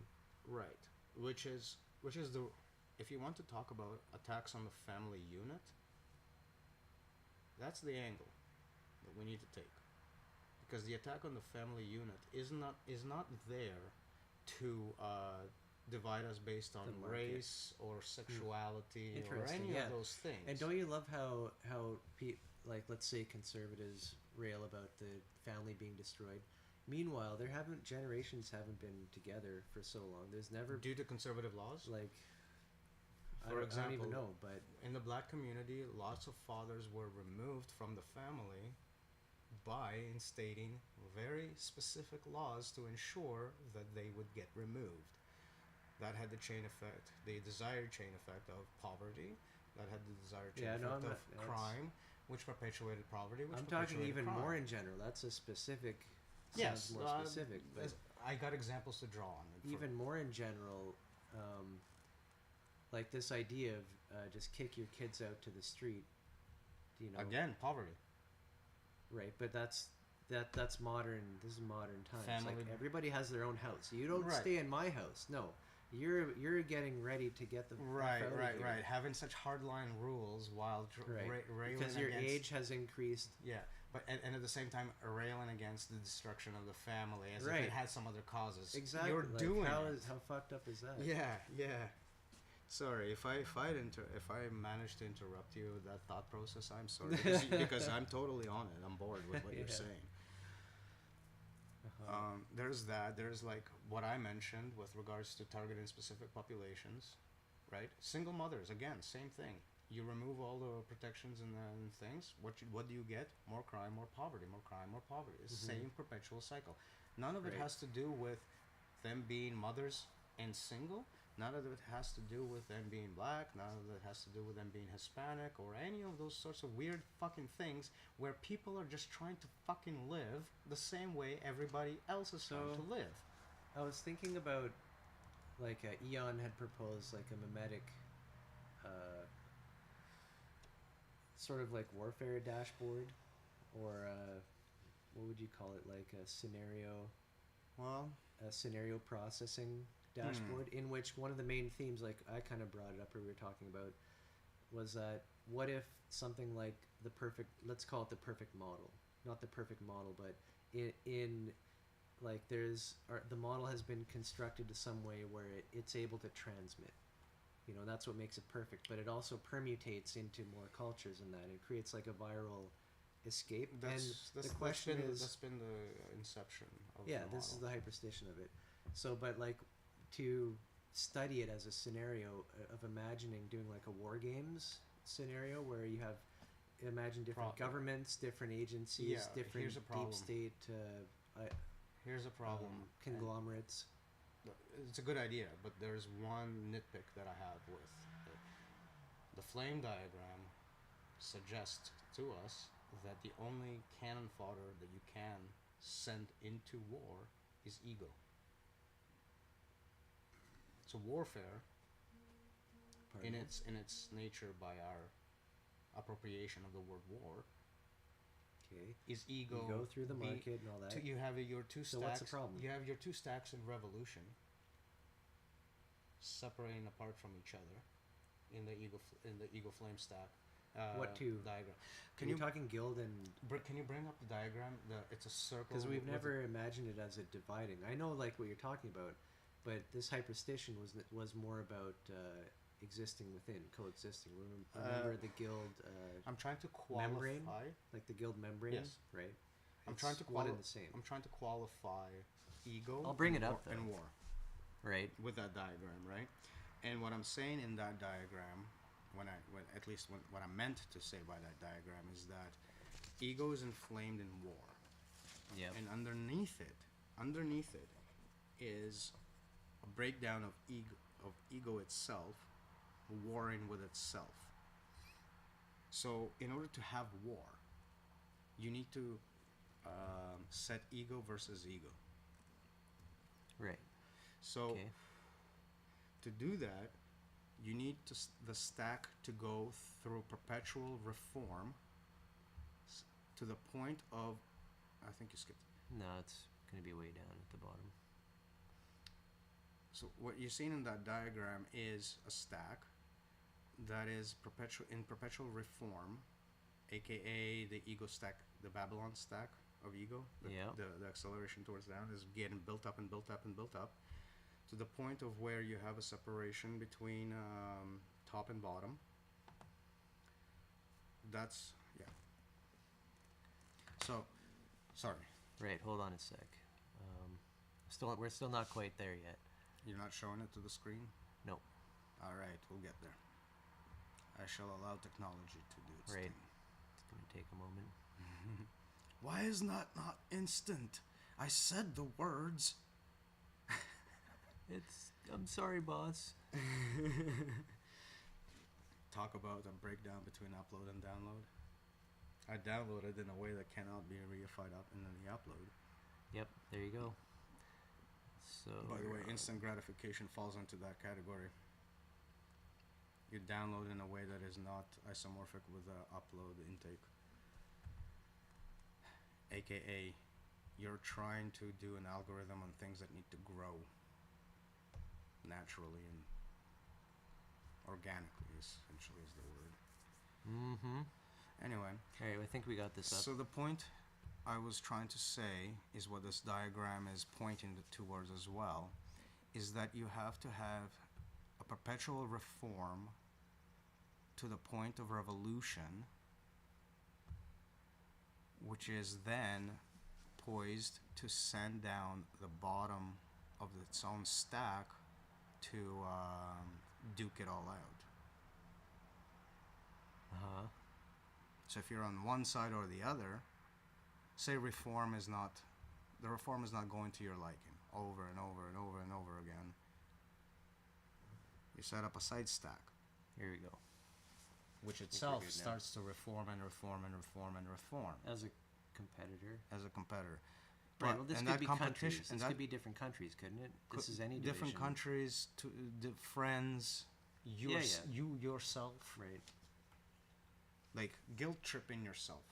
You're at war with your own ego.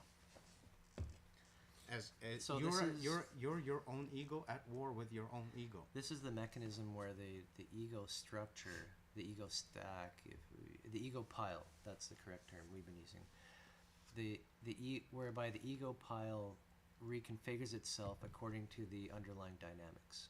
So the ego pile is trying to approximate the social relations, and it has to change all the time. Therefore, you have these mechanisms which bubble out into different egos. Some ego bubbles come together. Right? So you could almost qualify revolution here as a forced rearrangement of context. Like a new context has emerged due to all of the reforms, such that the ontology doesn't allow the stack to stay together anymore. It's kind of like self-fulfilling prophecy. You're trying to fix it, it doesn't work. You're trying to fix it, it doesn't work. You're trying to fix it, it doesn't work. You say, fuck it, you kill it. And you're becoming the same thing. And you try to fix it and it doesn't work. And you try to fix it and it doesn't work. And they say, fuck it. And that's the revolution when you say, fuck it. There's another stack that says, oh, I can do it better. Left versus right, for example. Mm-hmm. And then they say the poorest of the poor in the stack to kill each other. To say who stays on top. You know, like trying to figure out... What the heck? Why isn't my phone... Oh, there we go. Trying to figure out on which end did the lottery transaction of their position winds up at, by throwing bodies at the problem. Just putting the monitor up. Do you know what I'm saying? Did I lose Yeah, you? send the cannon fodder at the bottom.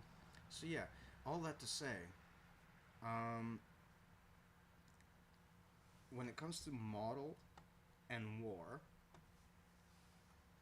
it does not...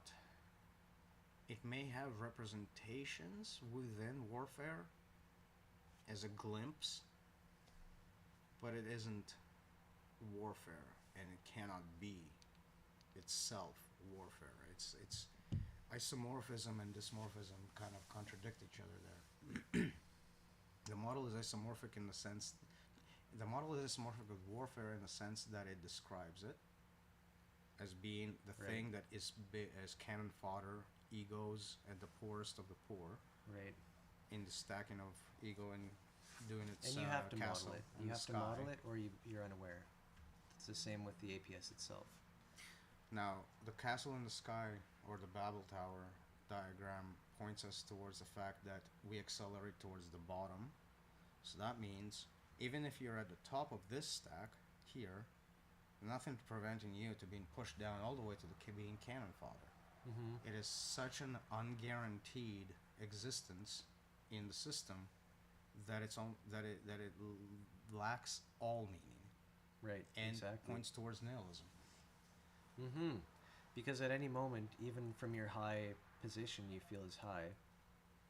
It's Mhm. it's not the same as having, like, let's say, a homestead and a farming ranch and a community, and like being a part of that, in which it's kind of, you have your own problems, but And you're you needed. can't just literally have everything taken from you. But because you're needed. Right. You're needed to have those things so you can be in that community in the first Mm-hmm. place. So if the community takes it away from you, Right.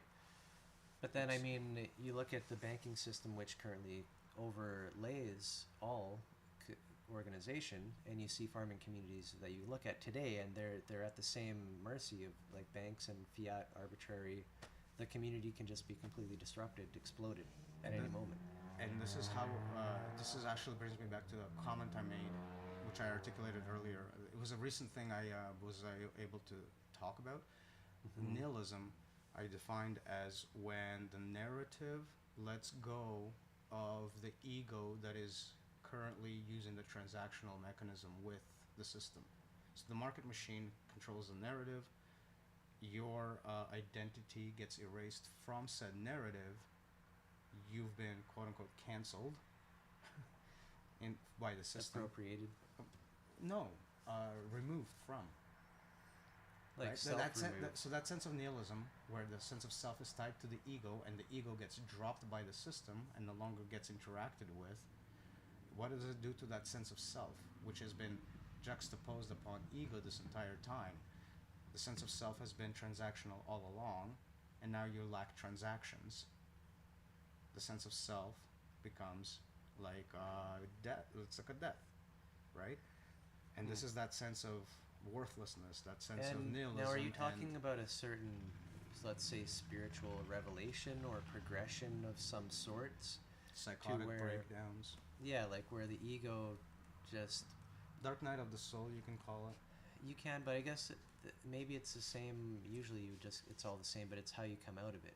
Maybe that's what it is, and people can get Yes. triggered in many different ways, in different scenarios. It can feel different. They'll tell the story different. Yes, and I think this is where But the in the end, you're model. having this breakdown, you're saying, which can lead to nihilism of, is it the ego even, is the ego real? Hmm. Is the ego real? Because that's who I am. I am my ego. I am my name. Everybody knows who I am. That's Well, the ego, that transactional market thing. model also does this. So the market can do this to you, but the model also suggests that this is the approach that you should be aware of. But what the model is doing that the market is not is provide that cushioning as to like what happens once that realization is in place. With the market, you're gone. You're no longer there.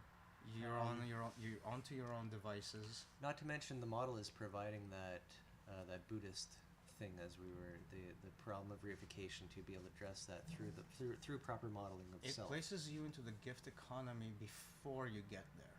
Now think So about this. you're talking about, as a spiritual system in place, in which certain activities are encouraged before certain revelations are encouraged, Right. if you will. Concentration Right. follows gift giving. And that makes sense.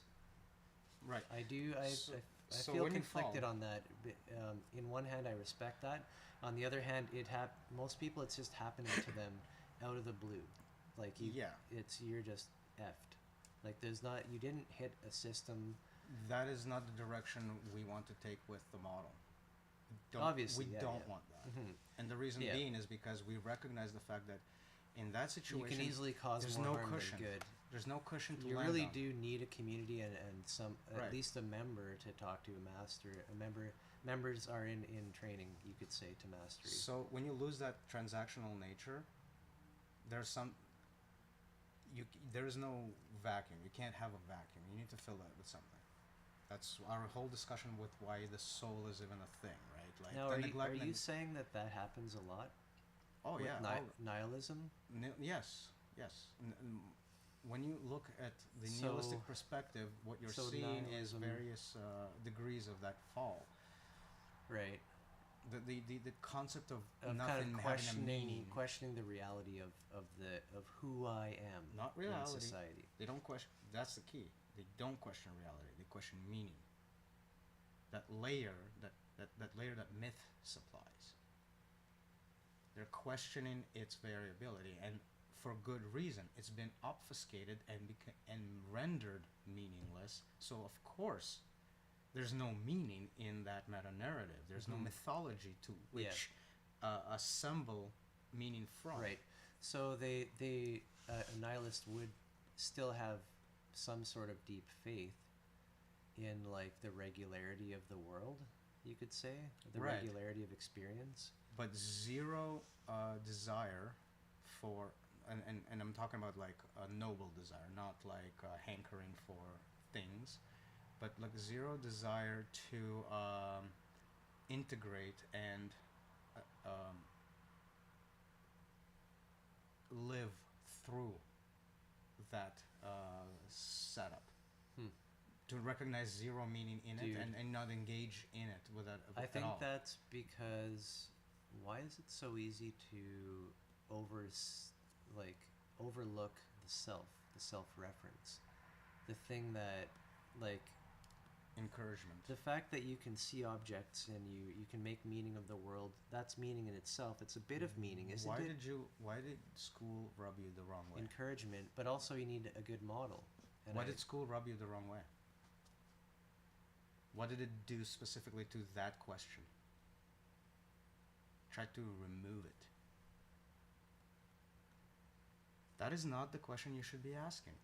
You should be asking about what 2 plus 2 is. You should be asking about how gears work in engineering. You should be asking about what dates did something happen.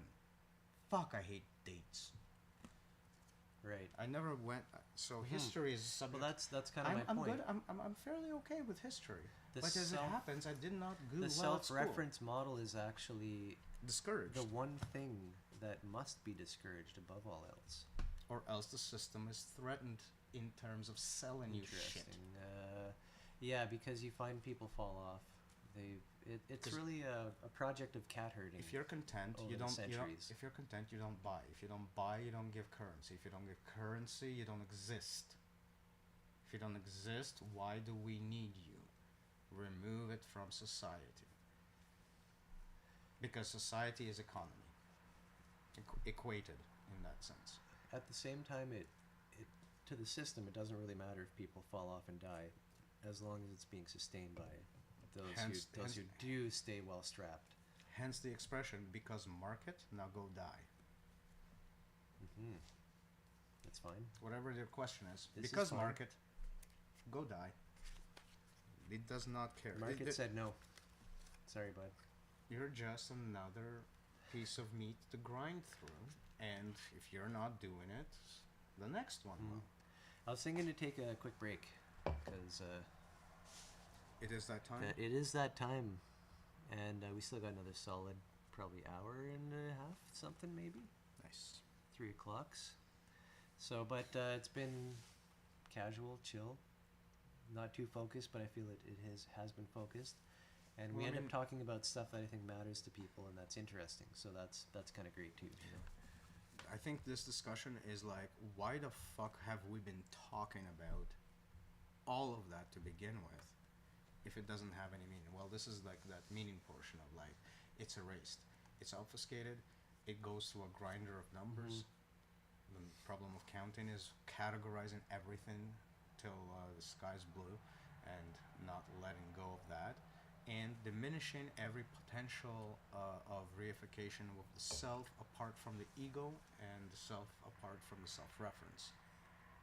All of these things play a role in the way the system is working, and the charlatans are playing the game in that they reify the soul as the positive, which is the negative. They reify self-reference as mysticism. They reify self as a representation in as basically a number in a system. Ego. No, ego is that number being used for transactional purposes, which is why the self tends to survive many egos, which does the most detrimental things to it, because if it's Interesting. If the ego dies and the self picks up another ego, it didn't learn so much so from the experience as to the nature of ego death, so to speak. So Right. it's Dark Night of So the Soul and right self- back to the same Self system. has to be hijacked somehow in order to keep doing this.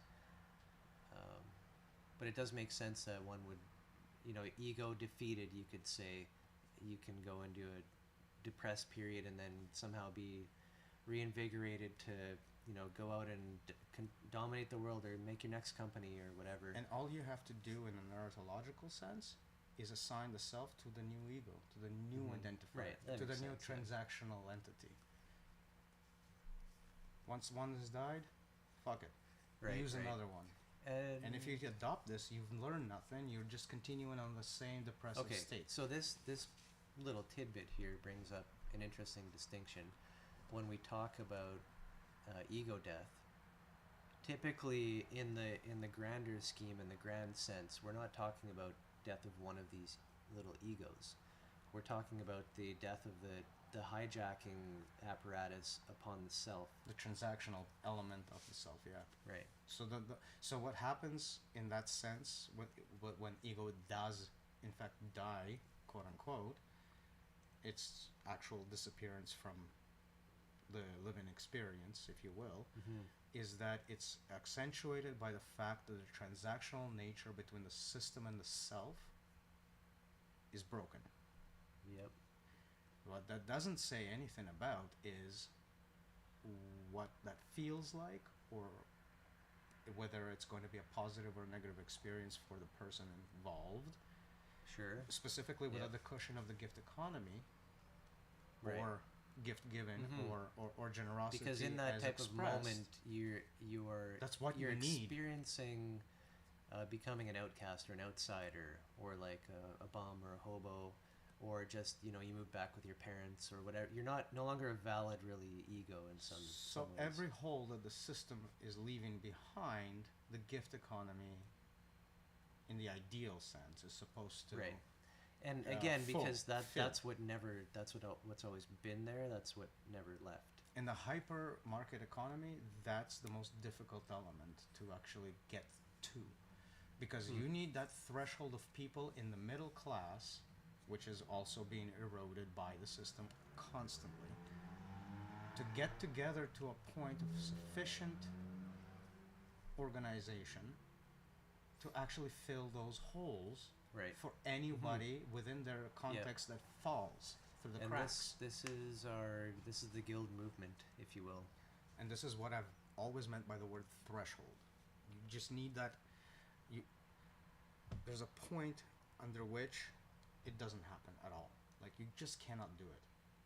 But you pass that one mountain and you roll down the other end of it. Right. That's where that's at. The toughest part is getting through the fucking cliffs.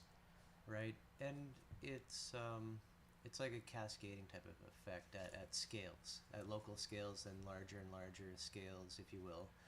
But any larger scale can sort of download onto many smaller scale things, right? Like you need to start up with this bootstrap, which is the prototype, up to the top, which then can kind of come down. And this is history repeating itself all over again. Buddhism was fabricated in the time So we're of the middle class. We're kind of creating a seed and planting it, if you will. Yeah, At the same time. that's the metaphor. But It's the idea, anyways. But the observation that history is actually repeating itself in the same way, at least in terms of expression.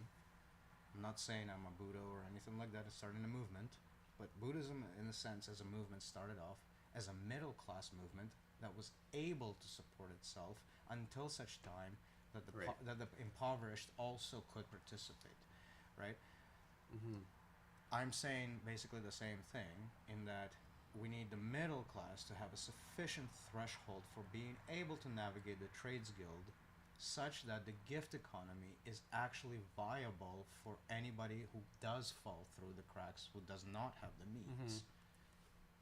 So when you fall through the cracks and you don't have the means, you do have somebody And it's like it's somebody's really a question of like, let's say, to fill you know, it up. our city, can this thing spread within our city such that people who fall through the cracks can get help, right? If enough of the And middle you know, part of it if it's spreading in our strong. city, maybe it spreads in another city. But this is what if you it need. spreads in another city, maybe it spreads to another country. So what you need in the city setup is the strongest middle class possible, not enough influence from the upper class, and a sustainable amount of the poorer class, such that the middle class can tackle all of the different stages, erasing the line between all 3. Mm-hmm. Right? Like, that's the point. They erase the line. Again, this is the hyperstation.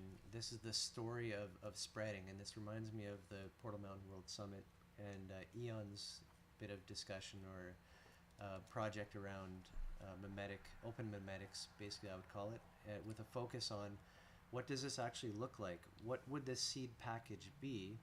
How do these people behave? And it's like governments understanding and seeing like, oh my God, they're giving stuff to each other or whatever, you know, and like must regulate because it's unsafe. Neighbors can't just give to each other because food is going to be unsafe or somebody could poison something, right? So the government gets in there. Does that mean I can't feed my children? Yes. Because I might. You might poison them. So the government has to feed them. But this kind of war game scenario, I think that's pretty cool. Like, we're kind of laying out. We basically this whole time been talking about laying out that this progression of what would it look like. So okay. What would the guild look like? Ground zero. It would not look like war. Boom. We're creating like a scenario event, a story around. Okay, the perfect religion has just dropped. The image is not war. What that looks like. Like, let's create our scenario. The perfect religion drop. The image is celebration. The image is dance. Obviously, we're gonna model it on the model Portal Mountain. Like, we're gonna put together what we have here for information, create this entire scenario, and then war game it for like governments and stuff. And this will be like, we can have people sign up to be different governments or different local governments. War game. I'm talking about the World Summit.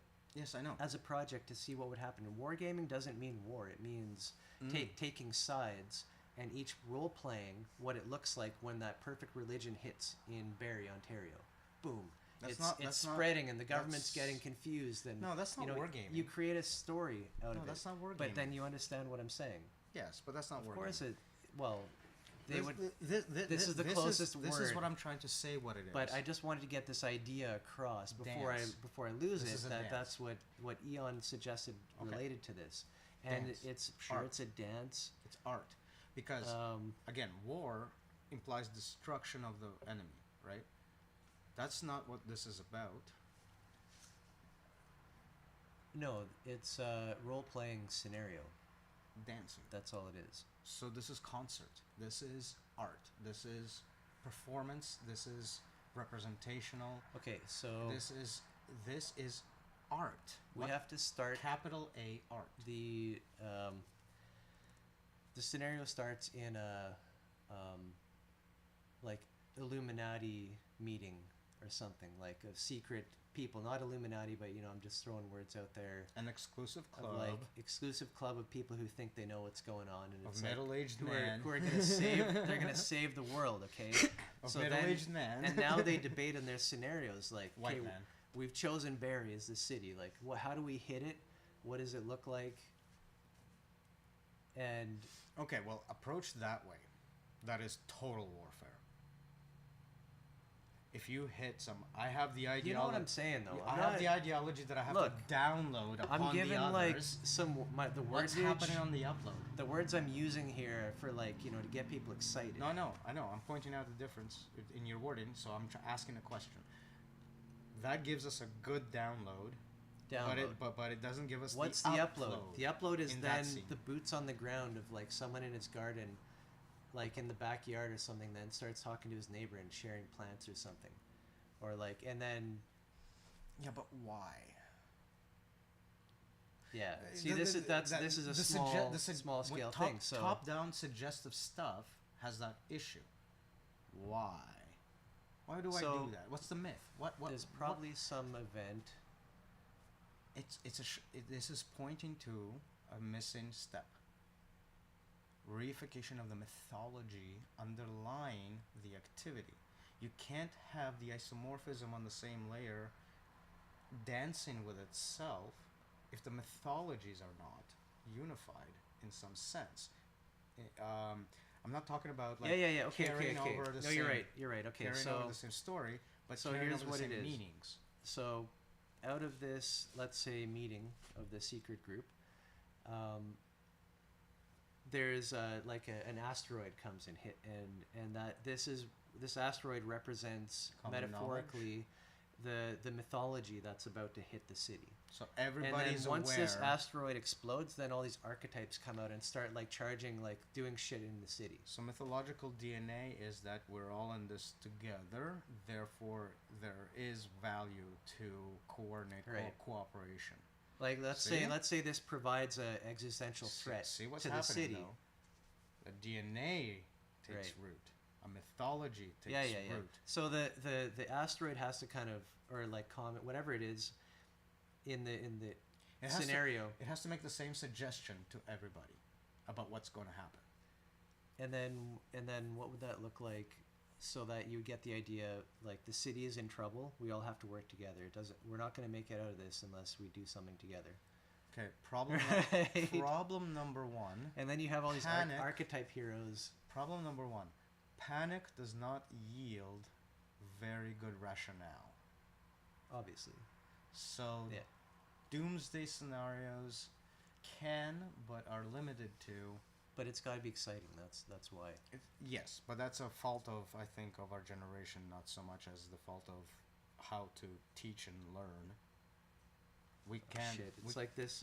we can learn different ways. All this alien. Oh, alien spottings and the Project Bluebeam and all this bullshit. Funny how they always happen to the poorest people, Interesting. who are most susceptible to actually hallucinating. Wait, I said that wrong. Most susceptible to go with a story they have overheard their buddies say than anything else. A behavior I observe more in my kids than anything else. Also a clue. Interesting.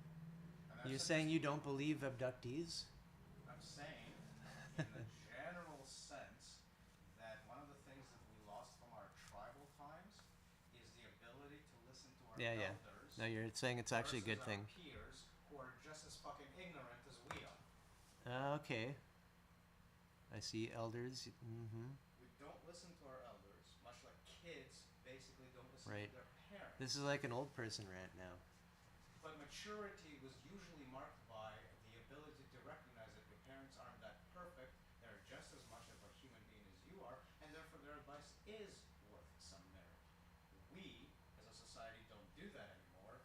We say old Mhm. people are senile and don't know and aren't with it, or disconnected from Right, yeah, reality, interesting. Mm-hmm. as an excuse to never listen to them, and we only listen to what, Elon Musk? On Twitter. Yep. But meanwhile, He's a fucking retard. many lives of experienced lives all around us, which we have direct access to, not just some. That sounded more mean than I meant. By saying retard, I mean he's retarded because of the whole stupidity spectrum. It's Mhm. slowing him. No, I know. down. You mean capital R retard. You weren't just like throwing a lowercase r in there. He's retarding himself. Like in the term, And us in the process. an official term. Right. And with that, we shall be right back.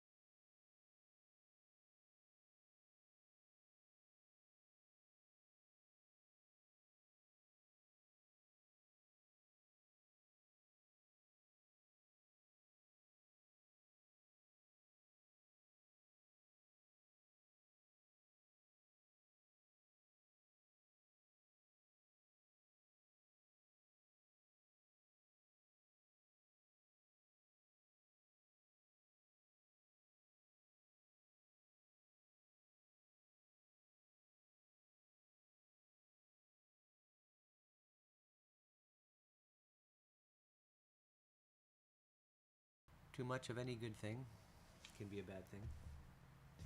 Too much oxygen. Will burn your lungs out. Too much water will flood your brain and cause you to die. Apparently, yeah. Deionization shit. Not apparently, provably. No, I They've- by they've apparently se- I they've mean it seen happened it. to somebody. It happened on like some radio show once. They have seen it. Now, granted, by using the word they, I kind of am allowing for a room for conspiracy theory. But we're using. They? But we're using. How dare you? But we're Who using is they? some. What do you mean they? But we're trying to use some logical, real rationalization behind the word. The they.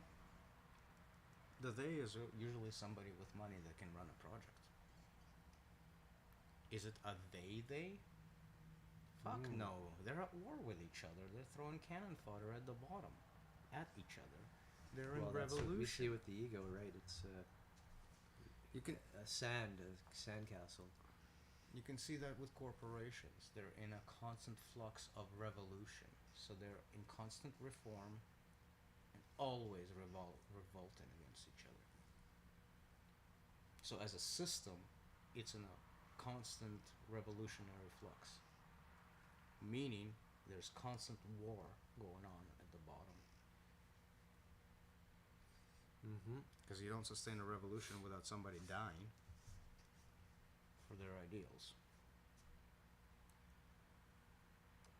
Whether that death is of the body or of the mind, that's a different story. Right? Could be a hopeful story. For example, if you treat yourself as a transactional entity with yourself, It's the final you're revolution. you're acting with the You're acting as a corporation too. You're giving humanity to that thing that is more abstract than humans. An ideal of what a human should be, which is a corporate transaction. You either fulfill the transaction or you do not, and you fail the contract. Yeah. That's the only way to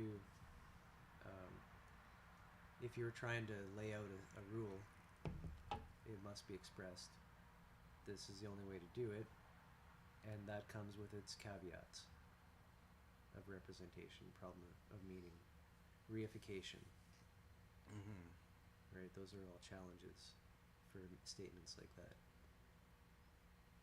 Another challenge we're facing, though, is like if we are saying that all systemic extrapolation with representation amounts to meaninglessness, where does meaning That's what we keep having to tiptoe around. right? Where does meaning actually arise? And we've tiptoed around it by saying in the mythology. And I'm not sure how explicit we've made it in the past, but that mythology is actually the very same thing we're talking about, right? Mhm. Like the thing that is describing what is happening and gives meaning to all of these situations. Mm-hmm. Hence, it is the mythology at the end of the day. The model is that mythology. And the mythology through modeling that situation. that should ideally, like myth when you think about characters and archetypes and all this kind of stuff. And this seems Well, like that's capital M. Yeah. how in like through, let's say, devotional temperament, you would have or even let's just say in the concrete, you will see stories or objects, I guess, objects which can represent let's say some hero's journey over their lifetime, a representation of that. But in the mythical sense, you're kind of promoting that to, it's like this event happened, but you're saying that's archetypal. And this is what makes it mythological, in that the stories you're still telling stories as if it's somebody's life, in a sense, is it not? But Embodiment is a word I would use here. You embody the archetype. So As far as a praxis, you're not just another a perceptive warrior. praxis. Yeah, I get it. You're not just another warrior amongst warriors. Every single one of you is the warrior, an expression of the warrior. All of you are the warrior, enacting the warrior archetype. Right. So I was just describing devotional temperament, basically, like the idea of the ideal, the perfect being, if you will. Yeah, I think that still applies because if you are looking up to a role model, you're seeking to copy it. So it might be an indirect way to approach embodiment, but it is still a method to approach it, right? In the same way where if you step all the way back to academic, when you don't try to embody anything but to quote unquote learn, but that learning happens to be the embodiment, right? Like this is another way to approach that same subject without even touching the subject. So in each case, the archetype allows you to unify upon meaning, right? So instead of being a bunch of this desperate warriors in a field trying to fight a battle, there is a overarching narrative in which there's a servitude to the archetype of the warrior, in which the warrior performs a specific act. That is the meaning of everything that is happening. So one aspect of mythology that must be understood is that it is, in fact, a narrative. That's what I was trying to get to. But a narrative that is capital M meaningful. Isomorphic. It's archetypal. Yes. That's what I was trying to get at. That something gets set up and above the everyday concrete experience.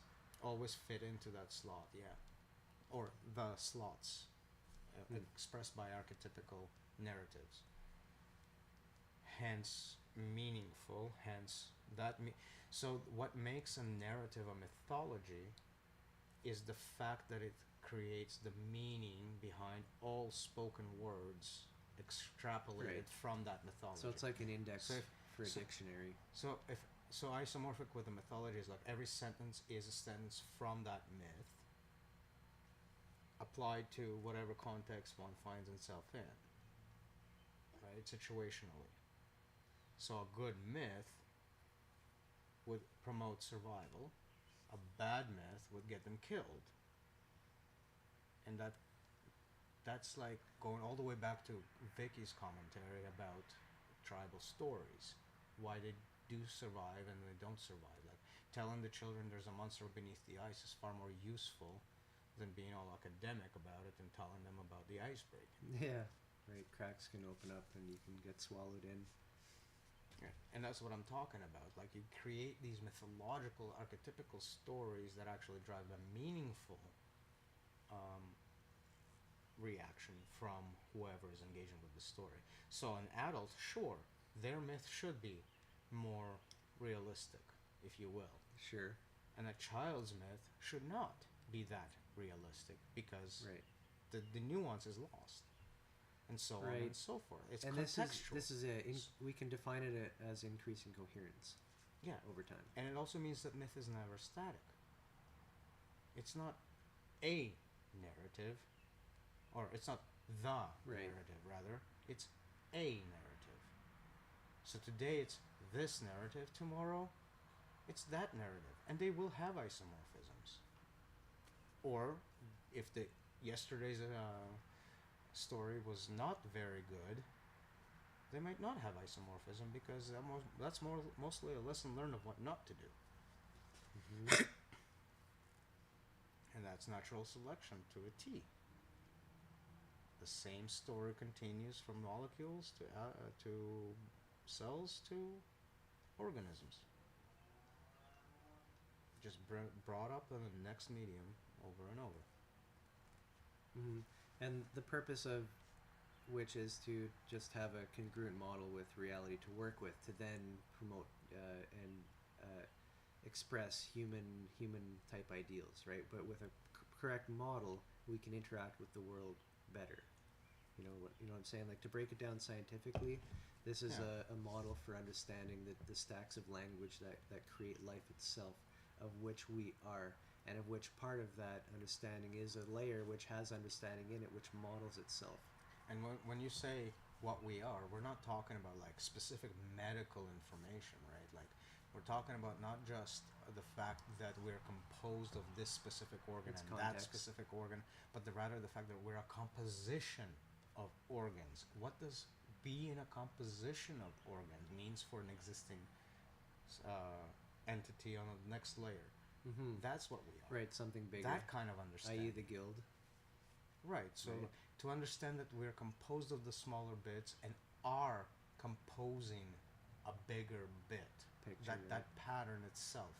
So not the medical exact nuanced information about this virus or that bacteria or this species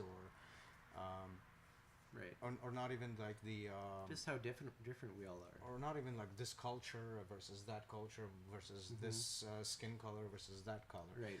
Not- We're narrowing down the valid area of investigation.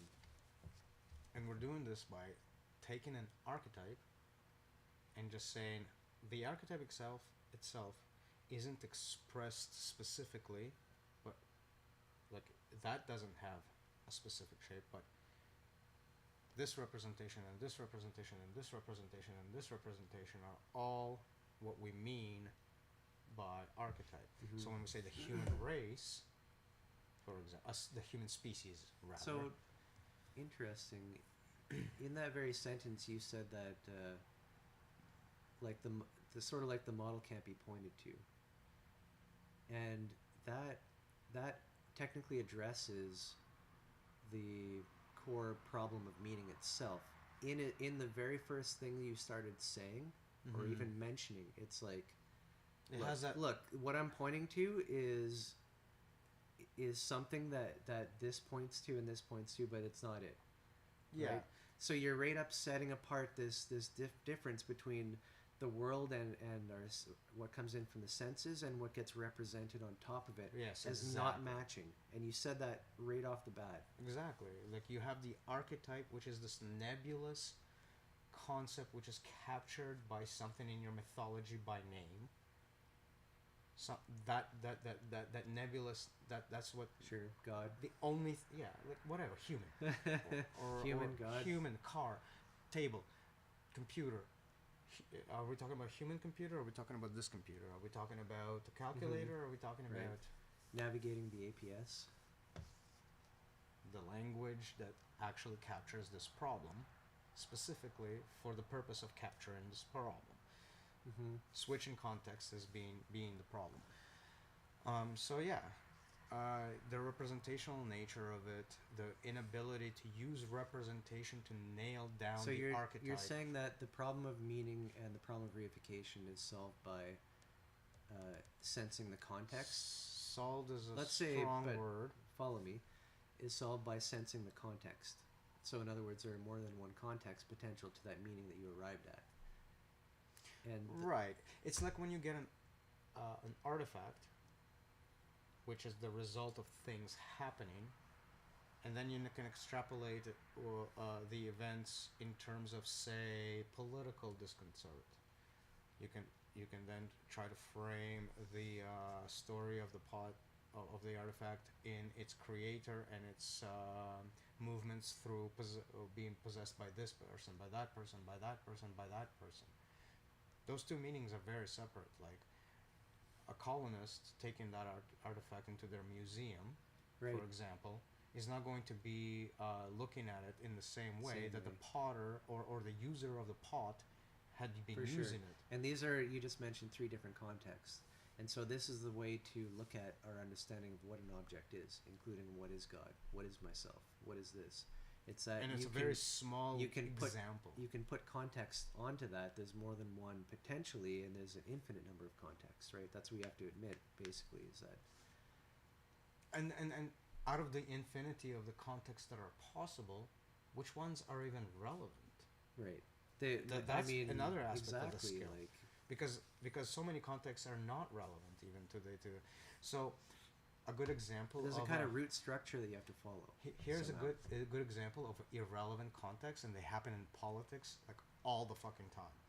You would mention that somebody is doing something wrong, and the reply to that is, well, Somebody the else is person doing something. the person making the accusation is doing the wrong thing too.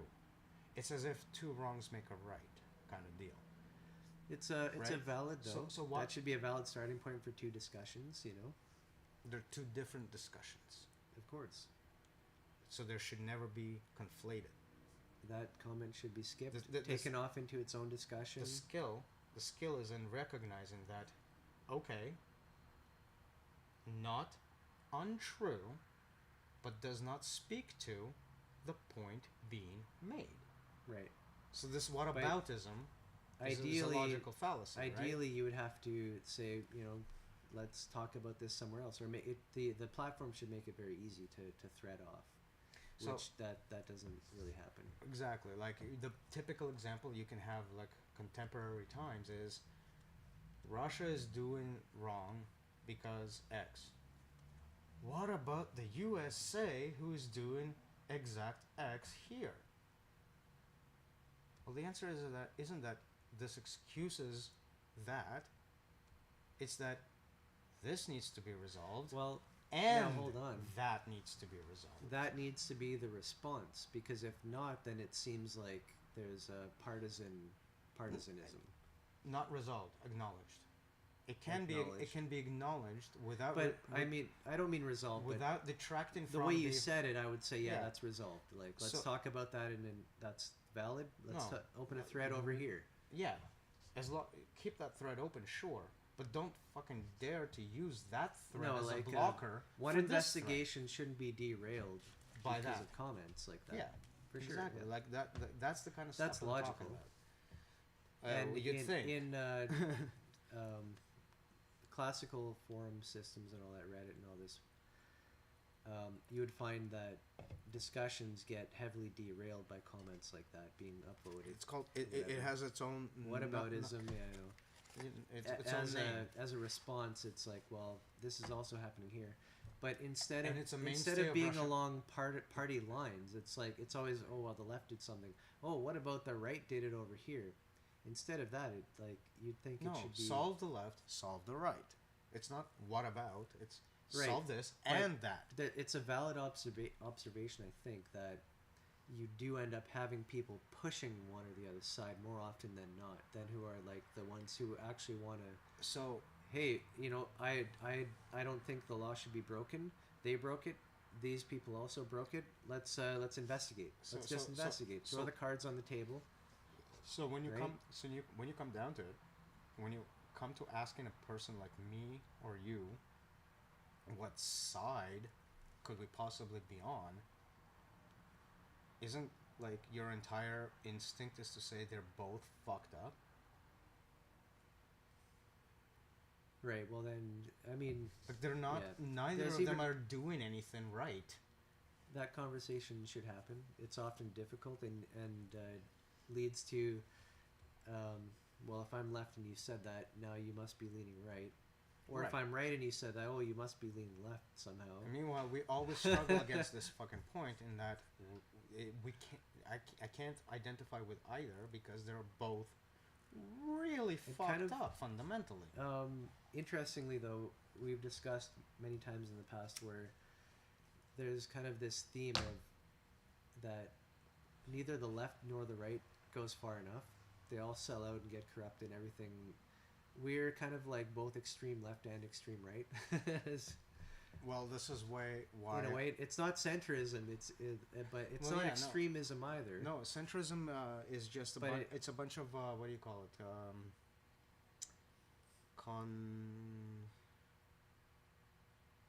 Not consolidation. It's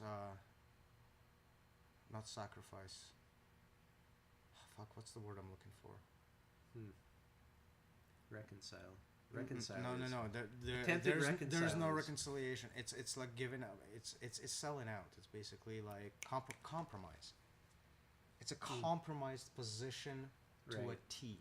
based on two initial flawed points of perspective. It's Right. hanging by the threads that the 2 points are pulling. Right.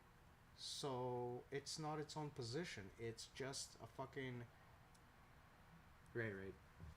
indecision. So to me, it makes sense. It's not an extremist statement or anything, but just to say, "Oh, are you left or you right?" Well, So I started using above and below. um, Just to above and below. just That's just, kind of just to cheap. poke the That's kind of cheap. No, I know that's actually part of the reason. But like, kind of the statement was like, right wing people would find not find me extreme, but my arguments would be way more extreme than any right wing person, and right wing people would find me right to the right of the right. On this other side, they'd find you left because of the other arguments. They're going to ignore your extremes to the right. They're going to hone in on everything you say contradictory to the right position. Anything opposite. but Anything so that touches that. again, on opposite. On the other hand, like towards the left, speaking with anybody on the left, typically I would end up Okay. being placed at, I don't know. Okay. We've talked about this before. I have more concrete things to say about that if you don't mind. I will submit myself to the judgment of the internet. So, Sounds interesting. one thing I am not is a Democrat. Like, democracy is not something I think of as a correct way of going about I anything. think most people agree that both sides, if you will, are fucked up. So there's that. So, hold on. Yes. Just trying to set the premise here. Yeah. Everything is fucked up. So, here's the thing that might make me sound way far right. Close to Nazism. Far right. The lack of appreciation for democracy. However, You don't appreciate democracy? Well, no, because it's a populist contest, Right. and to draw on typical Nazi rhetoric, it isn't found in nature. Right. You don't have a leader cell in Yeah, your yeah, body that's that funny. the rest of your body votes on. You don't have. You don't. Well, You don't that's the see this thing, in the animal kingdom. You don't like. There is a show of strength and a kind of a Like- dominant submission relationships, but you don't see formalized leadership positions. See, right? this is where in writing, so to speak. I'm reminded of like libertarian type of ideals, where you have like the kind of homestead libertarian type of. They're very much right-wing gravitational. Right, but in essence, like I would typically point to that on the right side to talk to a right person. That kind of stuff, like homesteading and self-sufficiency and all that kind of stuff. Oh, that's like But then- approaching them on their own terms. That's even fine. on top of that, it's like We have talking points for approaching both sides. No the problem. guild as an emergent community, and it's like then you're batshit crazy because It's more socialist. people are understanding the market and competition and all this kind of stuff, right? It's more they don't- socialist. It's like as soon as Right. you do the Okay. guild. Yeah. So it's So as soon it's as- given. So that's how you become the extreme It's on the put other into end. into a box or something. Yeah, exactly that. When we're trying to say both elements This have literally to be this in this is concert. life itself as a community. So the individual and the community, what we're trying to say is the individual and the community have to support each other. You don't have one giving up itself for the other, which is what the basic premises of more political systems are. You have either the society Right. Going to war, in giving up essence. itself for the individual. Your soldiers being shuffled off. Basically your men so off to war. So we have two operating systems that are a given in our model, and we have claims outside in the system that say one of these operating systems should be authoritative over the other. On the one side of the spectrum, let's call it the left, there is a notion that the neurochemical operating system, the individual, is the running thing. Also, you get the same arguments from the right in terms of individualism, but they're It's hard to split that apart. But I haven't heard you but- articulate this particular course, but in their- go ahead. Just flesh it out. well, they both suffer from the same problem. They try to put it, that authoritative structure, in terms of the other layer. So now you have the social structure trying to dictate that the personal rights are more important, whatever that might look like. So on the one hand side, you have your socialist trend, which is saying sacrifice. Right. So it's like reaching into another layer Sacrifice selfishly. quote unquote progress for the benefit of the individual, and you get corruption, as exemplified by, say, the Soviet Union, in terms of like, oh, as long as I am below quota, my supplies will be continued to be rendered to me, because if I'm efficient with my supplies, they'll cut down the supply line, right? So I need that going. So you get corruption that way. On the flip side of the picture, Right, and that's on the kind of the ideal more structure capitalist is to way be of that honest expression. in how much you actually need in your demand. Did you notice that both expressions are talking about the individual? About, it's trying to take satisfy the neurochemical operating system through the social operating system. And in both cases, they're neglecting elements of both to make it happen. It's basically arriving at it's arriving at your conclusion before you have your evidence. It has to be hijacked first, and then it can replicate something. And both dysmorphic. sides use propaganda to ensure that that's the selling picture. And the 33 myths of the system goes on a limb and goes, you can have a society running like this or like that, but they'll flip at a moment's notice. All of the oligarchs that are in a socialist sphere become capitalist pigs immediately. All the capitalist pigs next in a guillotine immediately become all the socialist structural leaders. Nothing changes for them. We get shit on this way through self-induced drug. Oh, you're talking about or reform. Huxleyan versus Orwellian situations, right? This is where the world tends to go through all these governments. What the point was being made is that if you're Huxleyan, self-governed through drugs, if you will, dopamine hits galore. The switch to Orwellian is a snap of a finger in historical terms. This is why we're seeing in history, especially like European Eastern governments, they're switching like crazy. Middle East switching like crazy. Yeah, as if that's a solution, but it's the opposite, right? You were this way extremely, it fucked up. Well, they're going the opposite. And the rhetoric you get from both is exactly the same. Everybody's promiscuous, and it can everybody happen lost here God. too. It can happen anywhere. Just flip like that, right? Don't you think so? We don't have. Do we have a special protection? Canada does not have enough people who give enough of a fuck politically. That's good. So we're docile enough to not be doing it to ourselves, but we're fucked if it comes to, say, dealing with the U.S. Or Russia. Let's hope. Well, and Canada is smacking down in the middle between the two. Correct.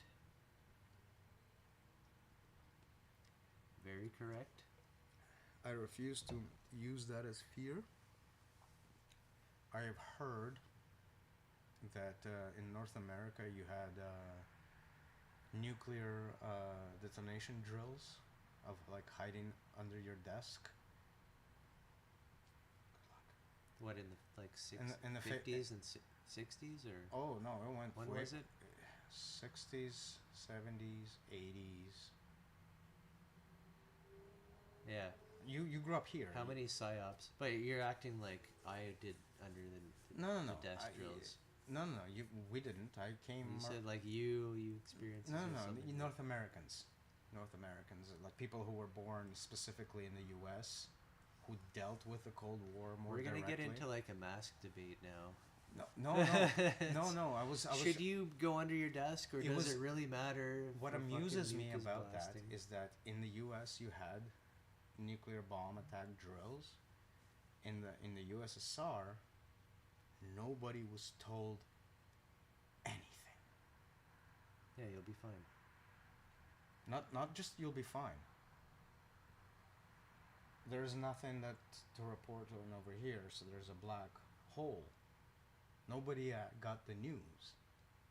But So everybody nobody- knew that it was war with possible nukes, right? Everybody No. knew that, though. No, they didn't. That's the thing. Like, if you ask Igor about this, if you ask my mom about this, who grew up in the USSR, it was not even a subject. There was nothing. Crickets. Nobody thought about Probably it. better for them. They just went about their lives. But you have to know war is happening, right? Sure. But then it's expected, like if you're on the border, you know it can come to you. Okay, well, fast forward with me talking to my dad now about the realities of that situation then. He has no concept of this. He's telling me things like things were great.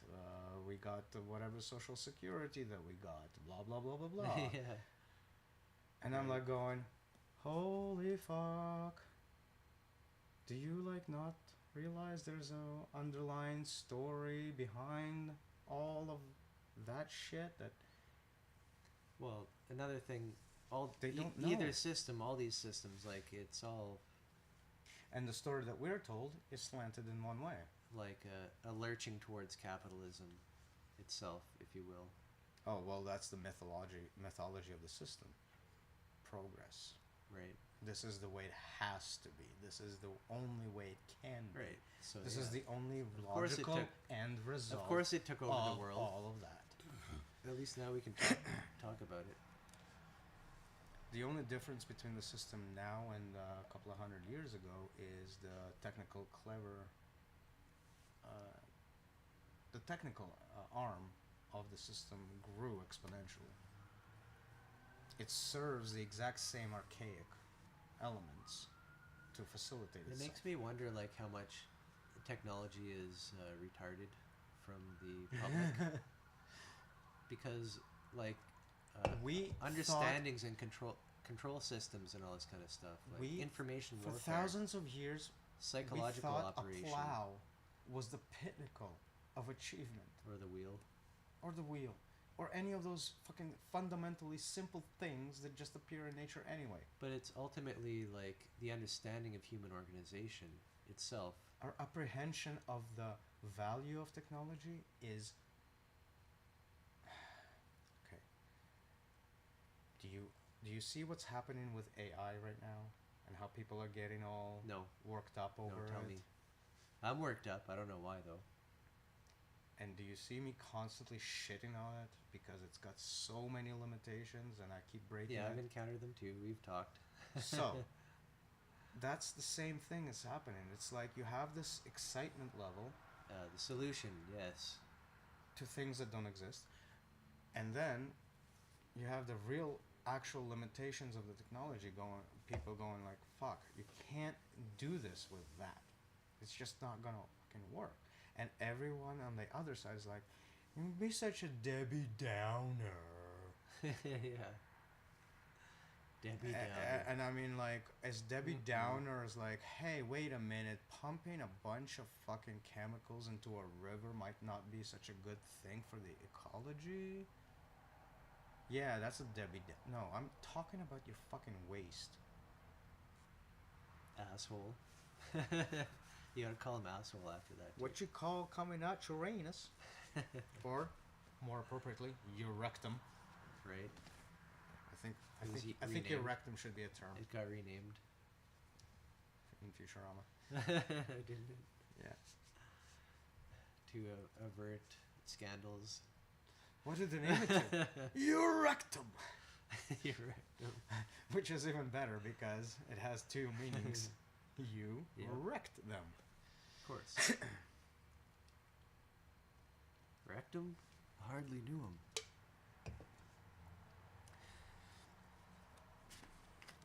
So I guess all of this has been very tangential, but No, we've been on topic.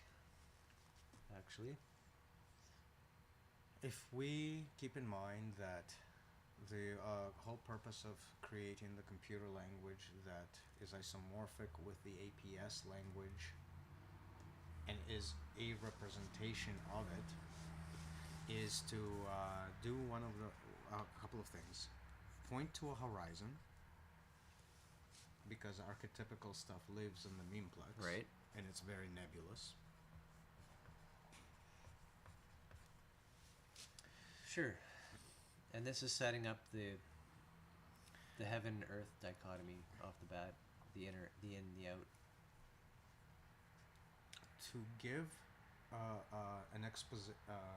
not an exposition to, but to give a description of context switching, how in the Portal Mountain sense you can appear on one mountain, walk through a portal of meaning, and appear on That's a pretty cool. completely different peak, It's wild.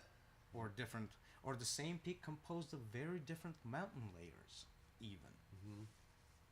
maybe shorter, maybe taller. Just everything else. The mountain You range step through a portal. shifts. Right. As you're just walking, so you take one step, different different landscape. You take a step back to the landscape. You take a step forward and turn around and step through the same spot, third landscape. Combination of the two. Right. So if you Yeah, made, yeah, so yeah. if you made Oh, a yeah, yeah. circle, instead of just Obviously, yeah. stepping right back, you went a circle and Like just went through the same gate. logically considering one then the other than the other. And then coming back to the first one in light of the conclusions of the aftermath. Feedback. So Right. it gives us a language to express context switching, and it gives us a language to map between contexts so that when you switch context, you can actually translate the things you had Right. into the new Yeah, yeah. space in which you are at. Right. Portal protocols. So you're able to describe where you came from, into what basic layer. That's the common language to the next combination that you want to translate to, the next portal. And the ability to say why backtracking didn't get you to the same spot from which you came. So it gives you an ability to say, I went through the portal, did In a something. modeling sense. I did some things. Interesting. I stepped back through the portal, but I did not So wind you're up in the same describing place. an isomorphic history, if you will, a map of history that's isomorphic. That can skip tracks, if you will. From linearity, it's just like going to skip to the line above or line below. Right. If you think of the lines as layers, building up into each other in a spiral, the needle skipping, it's all of a sudden you've taken what you've just had and applied it to the next layer as is.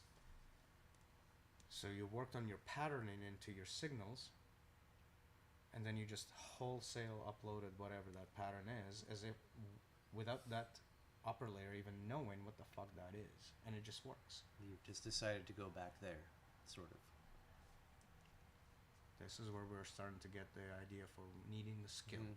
needing to master. And this needing reminds to me learn of the big chart, and mature. the big chart with the spectacle narratives in the center of the big chart, where it's like Pull it up. you've got just kind of a row of Linearity, yeah. memplexes or whatever, one into the other. Yeah, one fading into the next, moment by moment. With a dividing line of like, how do you translate input into output, right?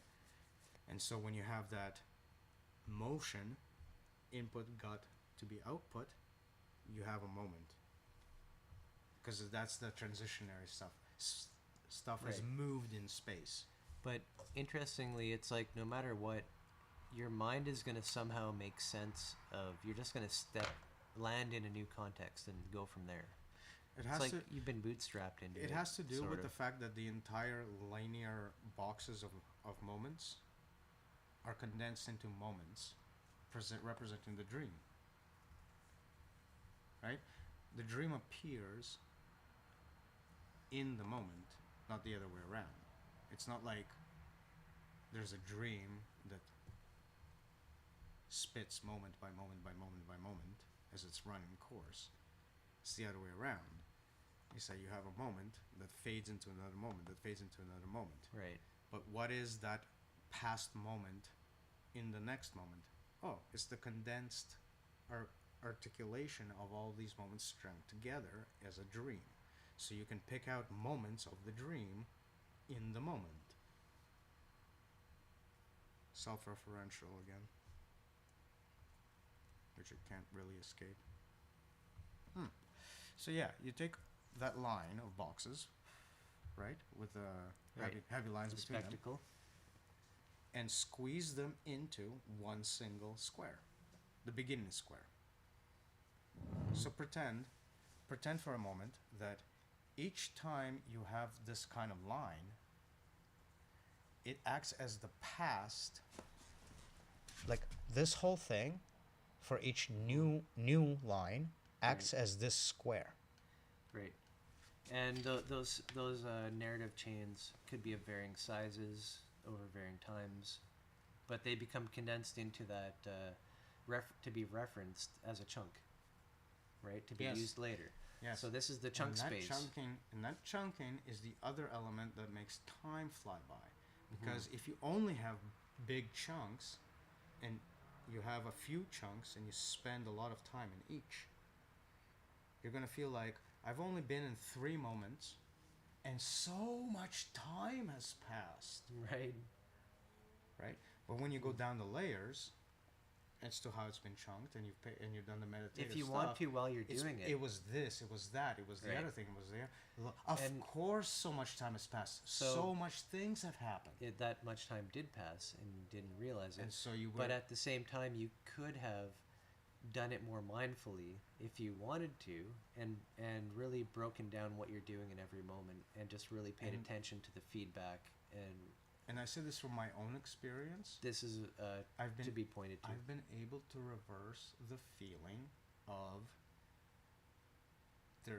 time is flying faster Right. for me. It's going And slower it now. has to not now specifically. I've just tapped into it. Let's put it that way. I've done it a couple of times and it worked.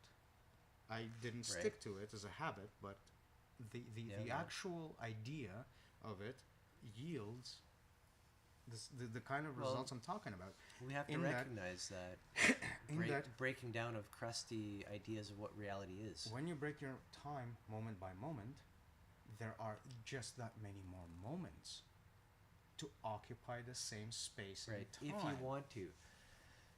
So Now- when you have that many more moments to reflect upon, Can't it does not feel like a lot of time has passed because a lot of things have happened as well.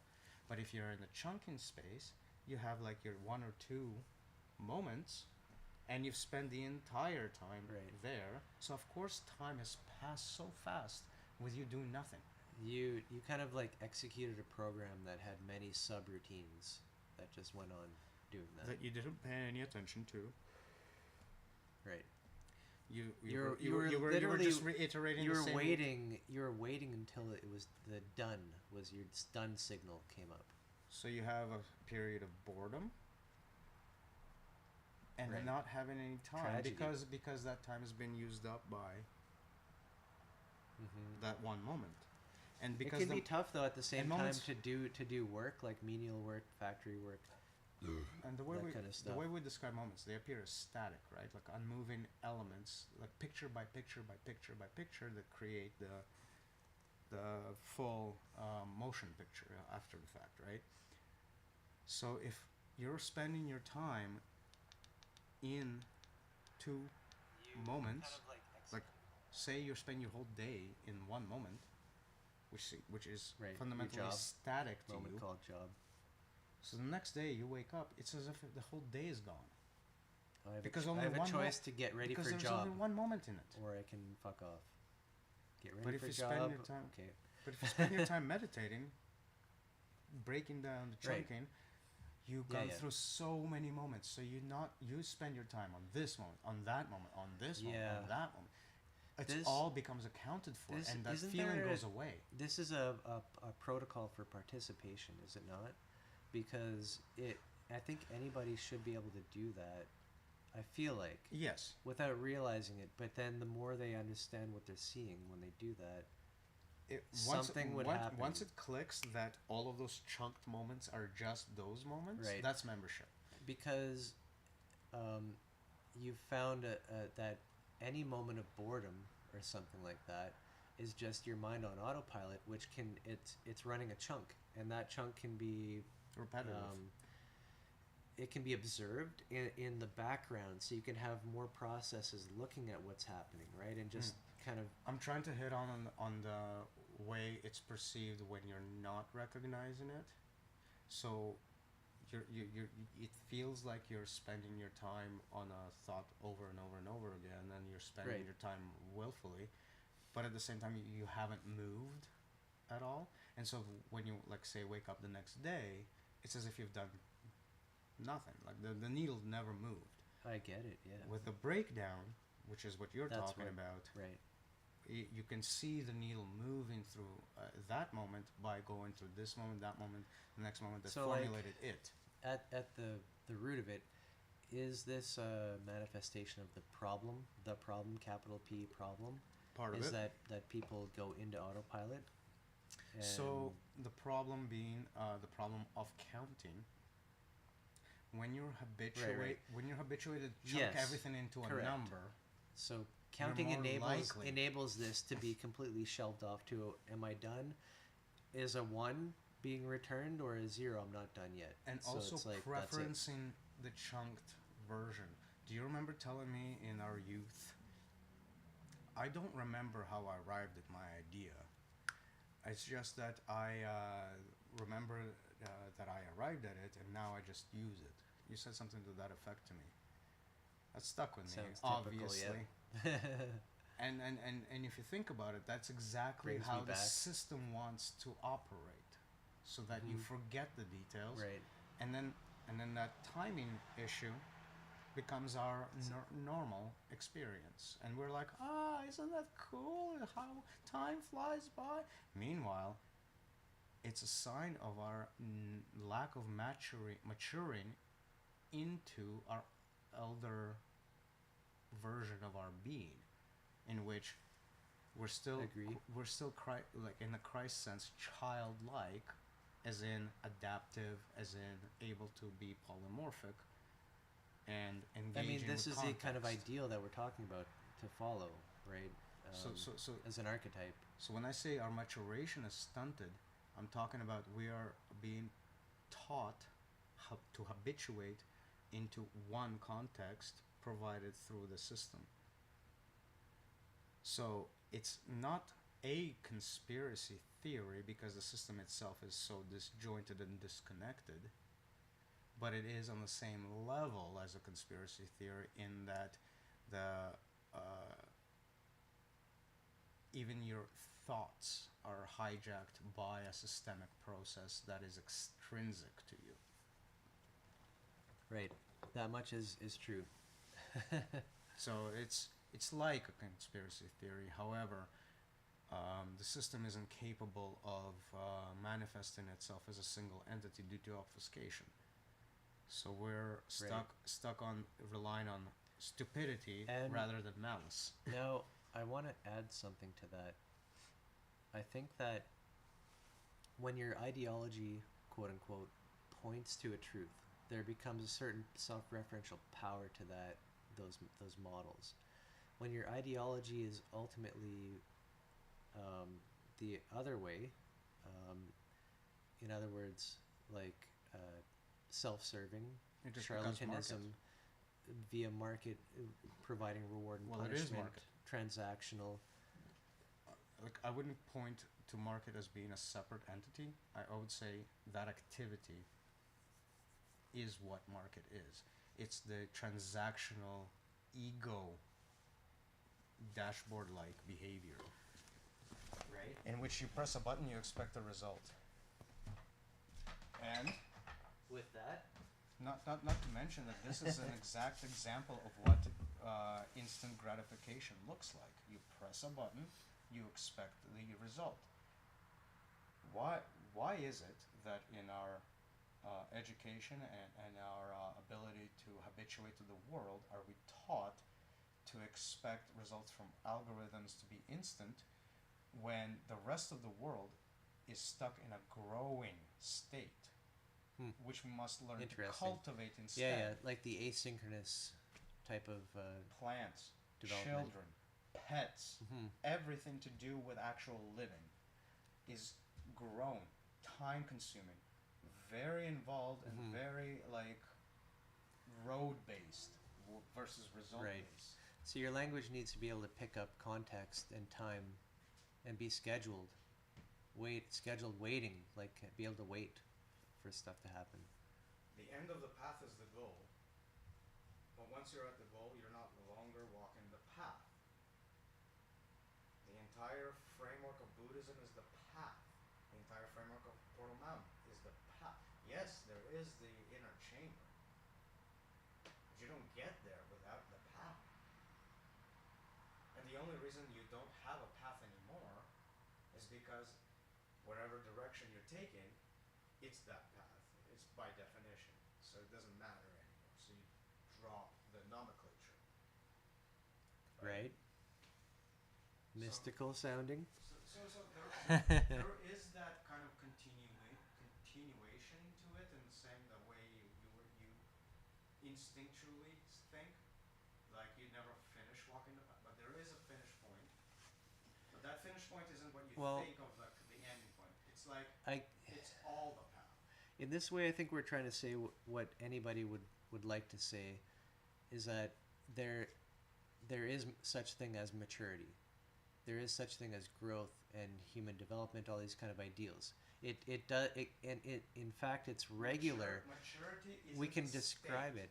Maturity is not the state a person reaches. Maturity is in the manifestation of their behavior. Right, because So there are certain things how they do won't you do. how would you understand or assess anybody right in front of you other than in the moment? And here is the signs of maturity in the model is that the reference to self and the reference to other ceases to be distinct. So what does that do to the ego narrative? It makes it impossible to formulate. It gives it a short circuit. Because here's you have self as ego and other as ego. Right, right. Which Yeah, yeah, that's yeah, not yeah. reconcilable. Yeah, yeah. There's no transaction there. And you're just talking about again something that's always been, that's always existed, the gift economy, if you will, just being there. When you speak in those terms, It what's manifests. yeah, Yeah. oh yeah. And with that, we shall be right back.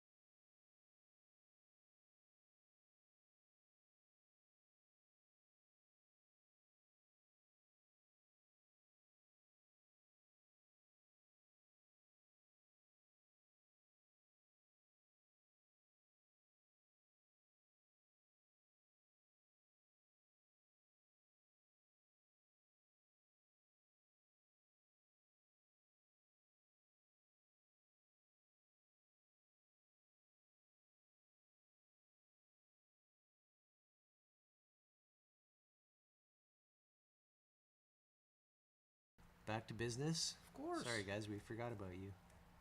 We just had like It's a great intro. Great Sorry, guys, we forgot about you. such a great discussion. You know, all loving and intimate and Yeah, we ended up touching on human notes, experience. touching on notes of where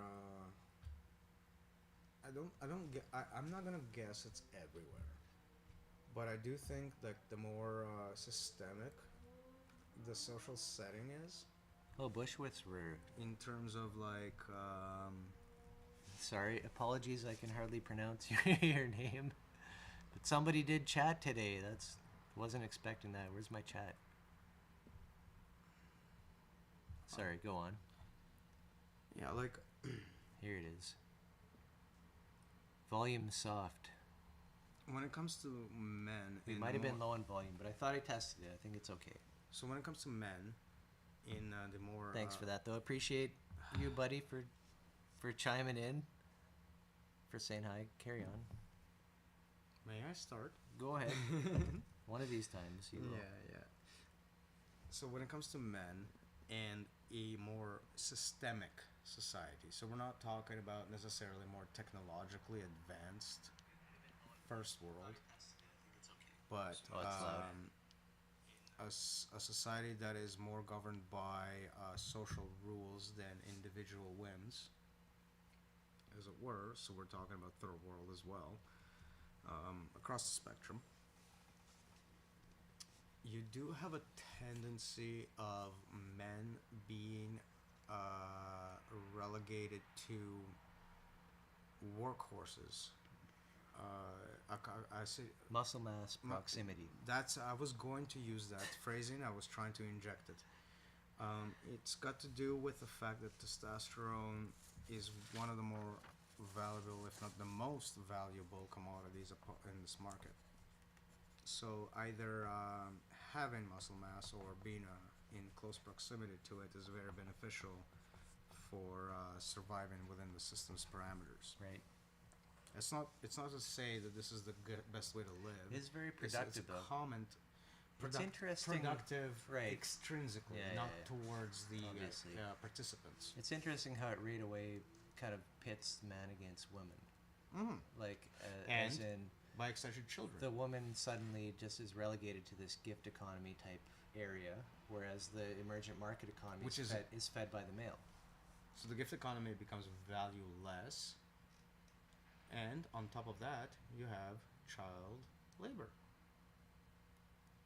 Right? Like, both the women and the children who are only in proximity to muscle mass become the workhorses of whatever the muscle mass centric orientation is.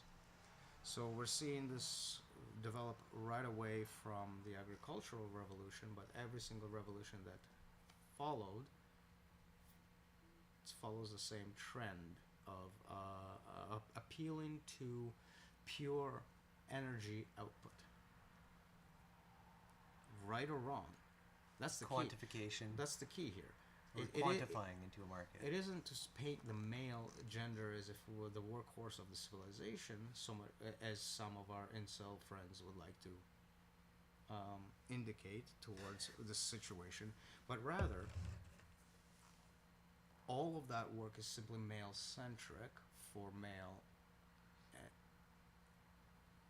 purposes. They're not social projects whatsoever. Yeah, right? that doesn't seem to me like a misogynistic or even having to do with like political. So in one breath, I am saying there has been a more energetic, say, output from the quote-unquote male gender.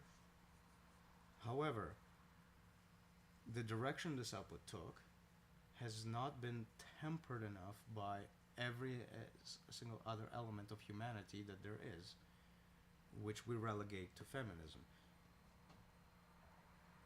So it's like, yes, we did that, but did we have to? Should have we? You know, all of those Interesting. questions, they don't get This sets up like a yin versus yang scenario. except I'm not being a versus. I'm which- trying to indicate where we made a versus.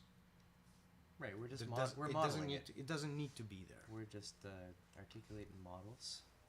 So say that energy was tempered by all the other considerations which are relegated to feminism, we wouldn't have a situation in which the man is somehow seen as the builder of civilization, at the same time neglected emotionally at the same, like, you know what I mean? Isn't interesting how, like, you could call it the engine of civilization is to create that division and then sap the energy that comes from dividing that in the minds of people. When you create that division, people line up to one side or the other, and you sap that kind of that potential between those two electrodes, if you will, to do work. So this sapping is like on the bigger scale, but on the individual scale, you have actual individual people with their own strengths, their own weaknesses, right? And now these people are being relegated to a category that doesn't distinguish them by their ability,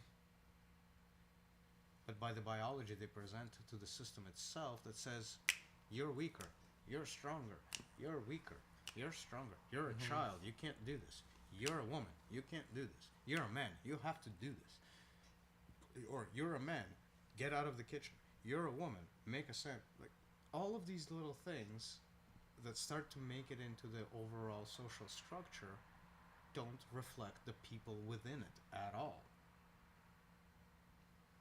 This is the myth, isn't it? The overall myth that's being understood by the population. Like, Well, what is a woman, or what is a woman? The myth of it, right? What is yes, a man? and to make matters We're talking about myth ultimately, aren't we? true, but the myth we're talking about is obfuscated, and it's obfuscated because it comes from number, and it comes from number because that myth is statistics upon Right. statistics upon And statistics. it lands up being representation. So how do you know what is the best man or the best woman? Well, because you've achieved this number of quantified things, or you've done this quantified thing. And now you are a man or a woman, Right, and because you're of that. looking at that On the and market, going, holy shit, I'm a complete fucking failure. you can give that as a token on the market to say, yes, I am a man because of or, this. or pretend that you're qualified. Right? That gives you that. This is the myth, which is ultimately hollow, right? It doesn't lead back to an isomorphic reality. It leads to an obfuscated one. Right. You were a transaction grinded through numbers Right. that gave back a meaning so to the this system that has makes nothing to do with who birth you of are. birth of the nihilists, right? That too. Eternalism kind of piggybacks on nihilism too. It's just a rejection of that nihilism in the face of the perpetual bootstrap. You can recognize the perpetual bootstrap and realize that there's rebirth. What you can't do is Nihilism has like two sections to it, though. What I think. what you can't do is extinguish nihilism in favor of eternalism, and vice versa. You can't extinguish eternalism in favor of nihilism because both propositions fly in the face of the model ontology, in which there's a perpetual bootstrap. And How these because of that, ideologies come to be. How do they arise? and because of the self-appearing and narrative, there is no way to and ego, there's no way to remove nihilism, and there's no way to remove eternalism, and there's no reason to believe in either. Like, it's all in the same sort of Sure. And that's how it gets all swept up into the next layer, into an isomorphic meta-narrative. yeah that's the attempt of the model, at least, to give the mythology of meaning to both situations in the same context, i.e. we saw contradiction, nihilism, eternalism. There's our ontological contradictions based on representations. And what did I say earlier? It's a pointer to a different context. Here it's the model. Right. And eternalism comes up this way. Nihilism comes up that way. Two different things. So somebody who's trying to reify a model as they navigate it comes up to a contradiction. Instead of saying, oh, it's contradictory, screw this whole model. They pick a What you're side. saying is pick a context, a different context, and then that will make sense. Because literally Right. every model, no matter how good, always has these points where you come to with conflict. Right. So the usual solution is, instead of doing that, which is like the Buddhism thing of, let's saying those are two extremes, they say Right, switch. one Just of switch them at that one point. of them is the truth, the other one is not. So in the Hindu's perspective, Right, of course. the self is not the truth, but the perpetual bootstrap is the truth, and then locking themselves right back into a mentology. Yeah, that's interesting. On the other hand, like if you have the most atheistic, nihilistic sense of things, you're denying perpetual bootstrap as being anything relevant. You're affirming the self through ego, and then you're admitting to the fact that once the ego disappears, the narrative of the self disappears, neglecting the entire prospect of this narrative of you continuing on through the thoughts of Right. others and all of that shit.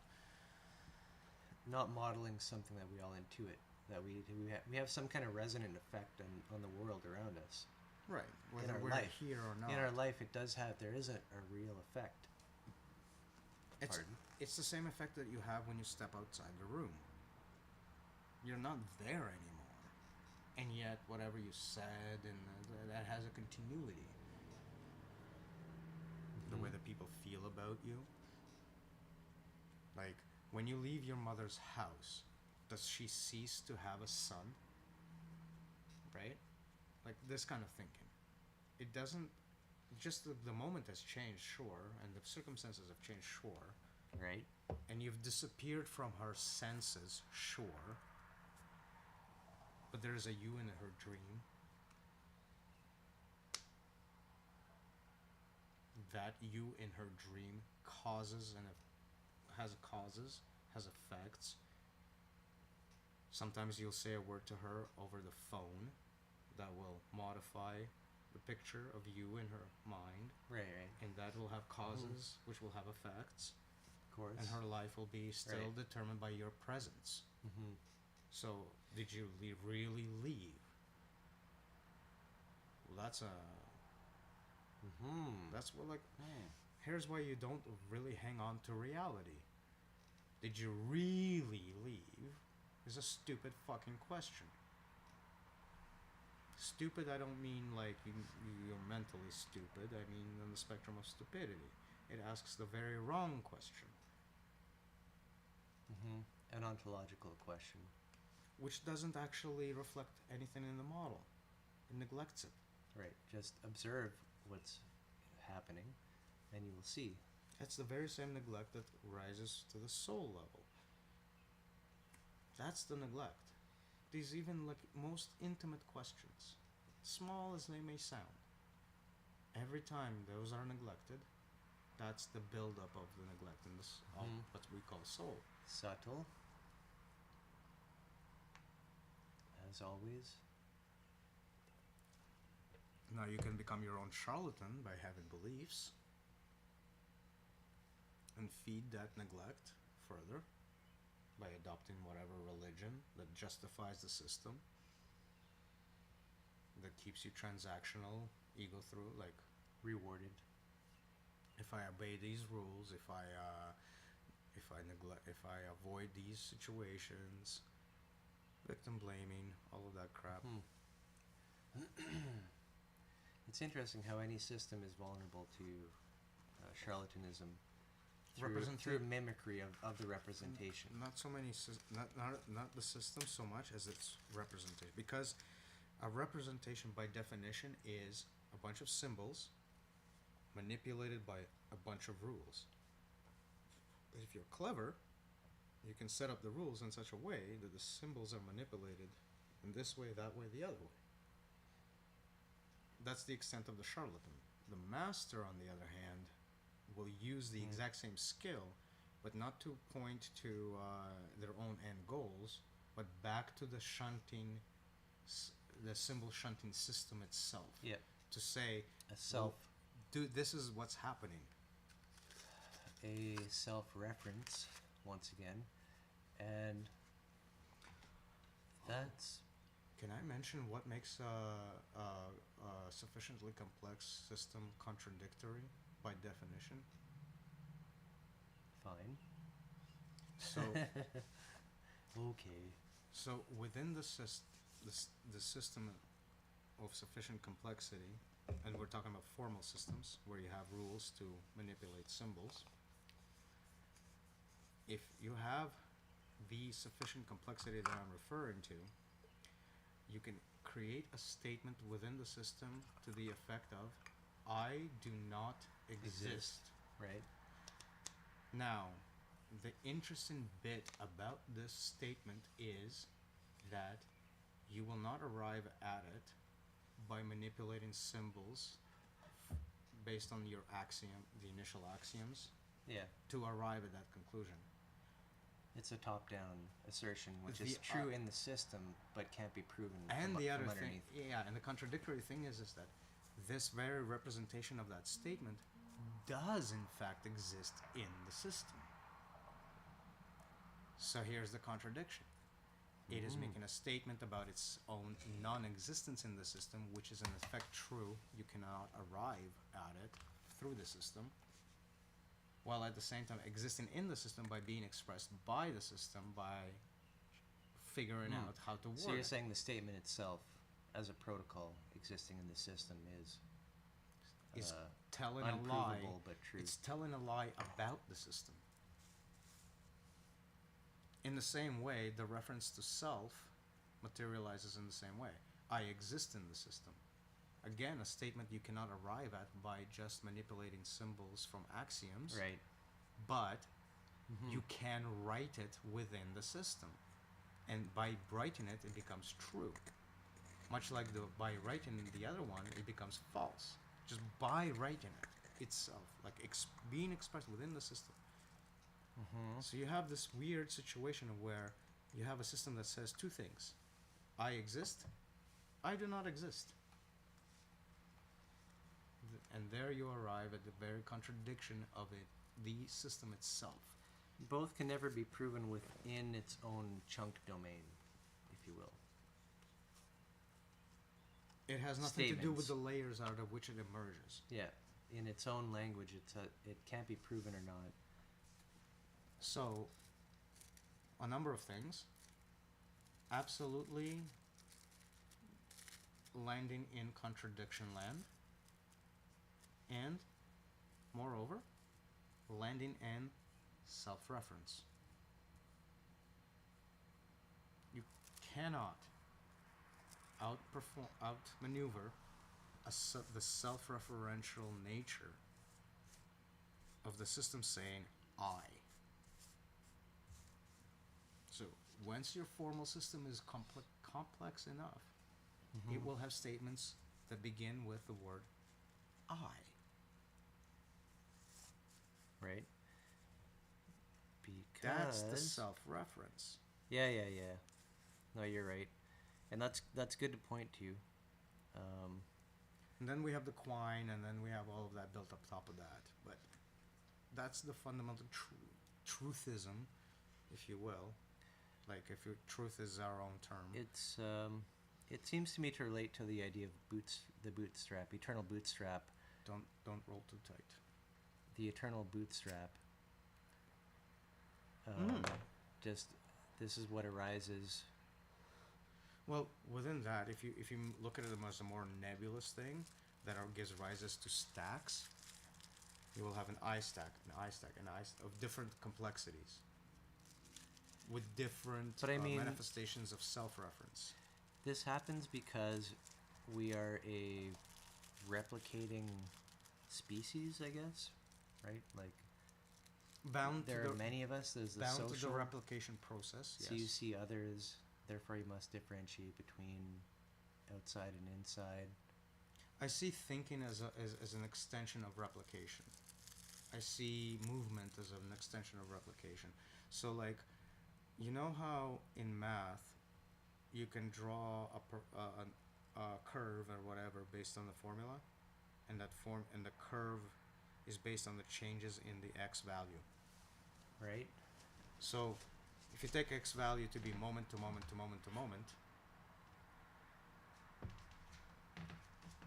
everything is a replication of the previous moment stemming from its setup. So it's a recreation of that moment. Recreation. That's why it's always moment.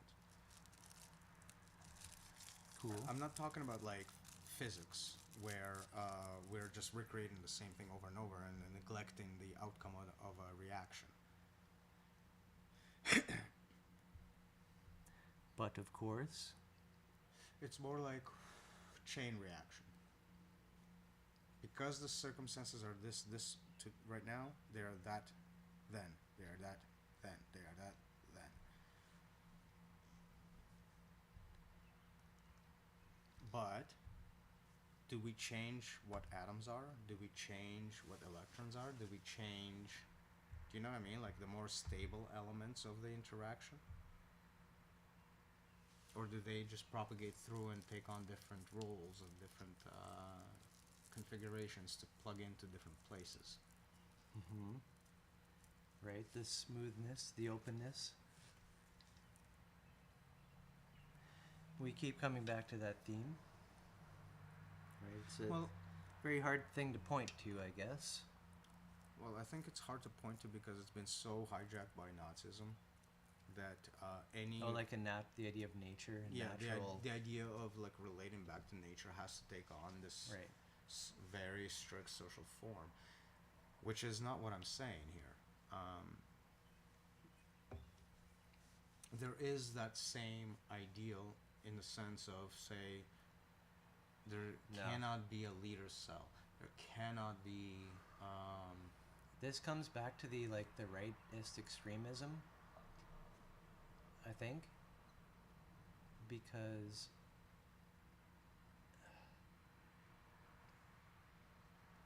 Well, any appeal to nature always comes back to right wing extremism. in a way, when you look at nature, it seems perfect, right? So, like, this idea of, oh, my system is so perfect, you will follow me, I'm the Führer, right? So Yeah. perfect. Meanwhile, it's not actually natural, right? So that's the caveat, that's the So- problem. The charlatan presents something that isn't isomorphic. Yeah, yeah. One of the things that this appeal to nature from the Nazi perspective that has isn't very addressed really well is their, say, attitude towards sexuality. One of the things that they're claiming is in the course of nature is male, female is female, right? Now, here's an interesting bit of biology is that distinction actually evolves from hermaphroditic species. So, I know there's a hermaphrodite mutation, if you will. Let's call it a feature or a difference. one sec. Pausing.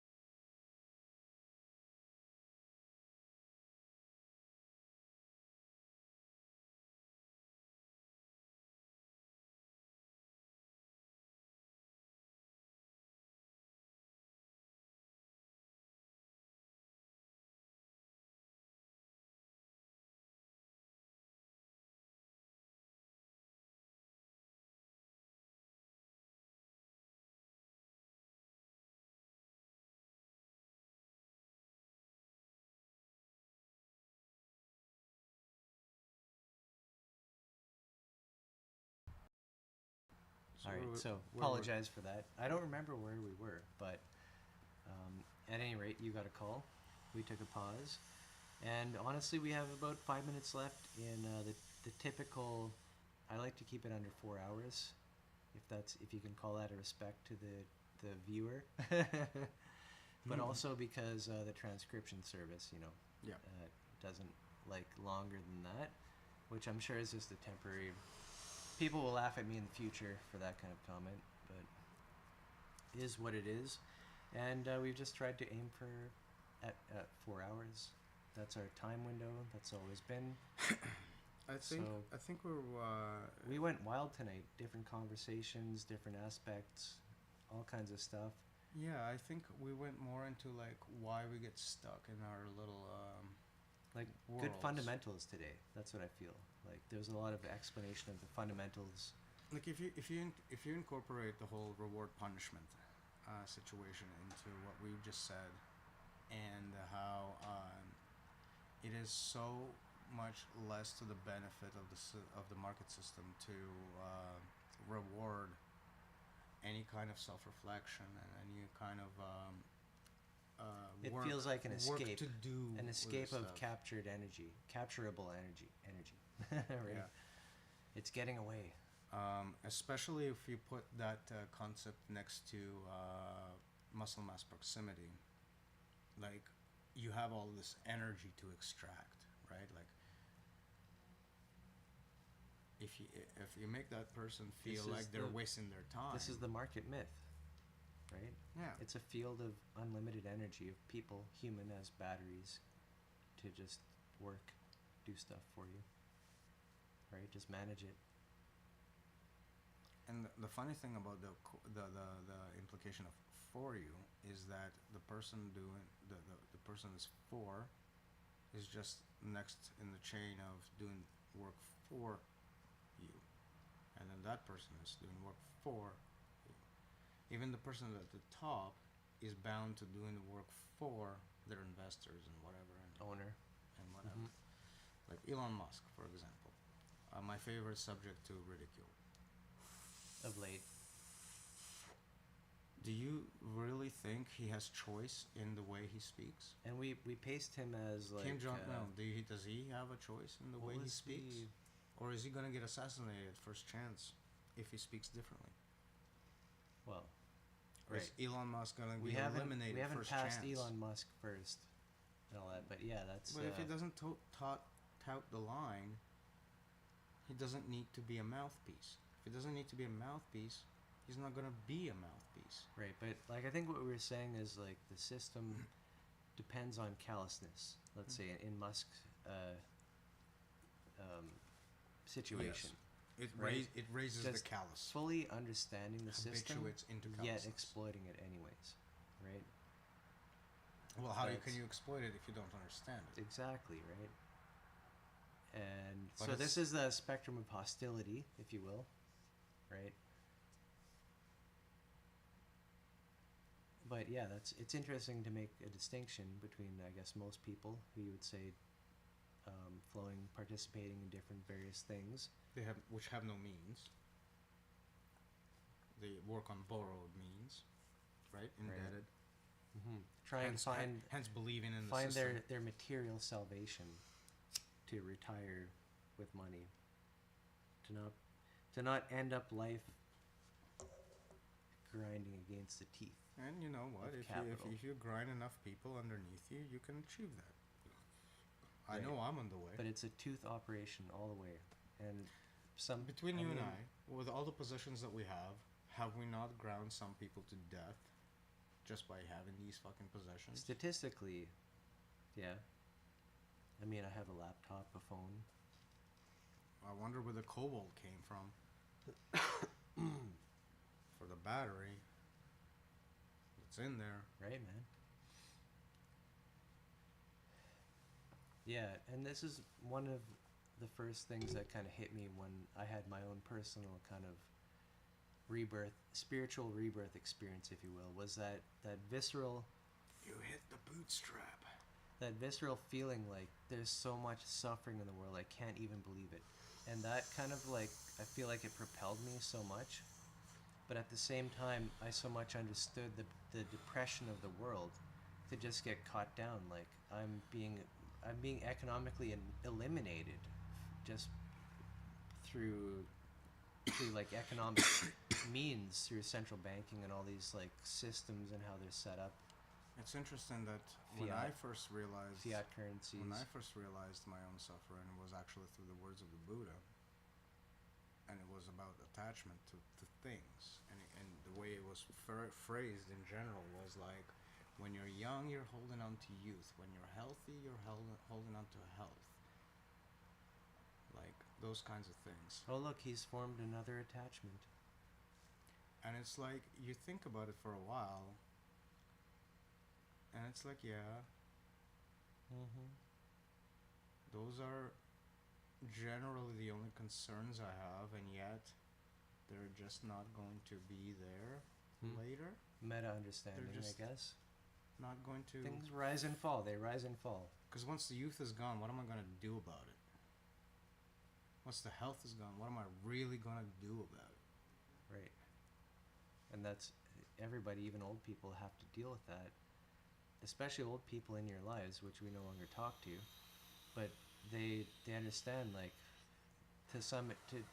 it's really wild that the generations to be disconnected from each other and not talking, because the oldest people realize how much you're just kicked off, just shuffled right off. And how much wisdom do they have with regards to the process of going away?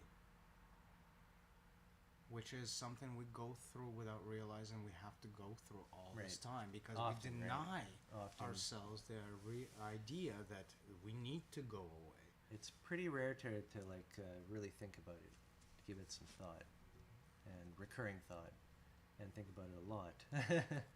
Well, And that's then why what does that mean for your life, and what are you doing right now? literally Like, in this Buddhist is, there's what's called a death contemplation, in which you were like contemplate the body, like the dead body.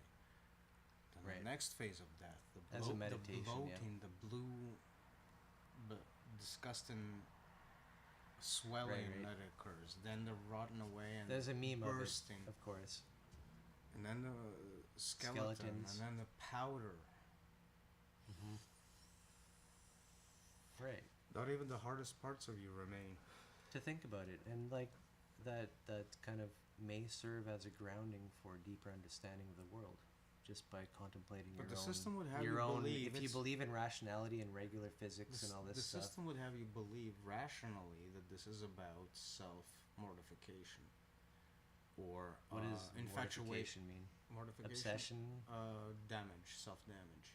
Mortification, cutting yourself, To think punishing yourself. to think about yourself as dead, or Yeah. oh, okay. Like, this is a nihilistic approach. Like, this is no, it's a about- meditation. Like, this is about how worthless you are in life, or something like that. Nobody so should many- be afraid of that. But I no, know it's but easy to I'm say. saying that meditation has been hijacked in its exposition to reflect very different ideas about what it's for. So, Mindfulness, people are productivity. The charlatan takes To get that- back to takes- normal. Takes that story of meditation Right. and be like, oh, look at what they're thinking about. Your bank account will be so big after you realize how to just have mindfulness while you work. Like, you're gonna get promoted. But no, you're but gonna the get more money. You're gonna, think you're gonna about the cr- provide for your family. Think about the atheist or the super Christian charlatan, who would be like, look at that. They're By the way, I think we're at. They're Oh, ex- we did skip it, or I can stop it now. It might be okay. But either way, doesn't matter I was because like, check it. we're Look, only a few seconds off the mark. those Buddhists are celebrating death. It just means I have to clip it. But anyways, I think this was awesome, and They're so we should leave it at that. morbid. As much as I'd like to continue the conversation, which we will because Ride ain't here, but I just have to fit that in there. good, buddy. Thank you. Appreciate you and all of you. And a shout out to Bush Whisperer for showing up. He checked in at least once. But anyways, yeah.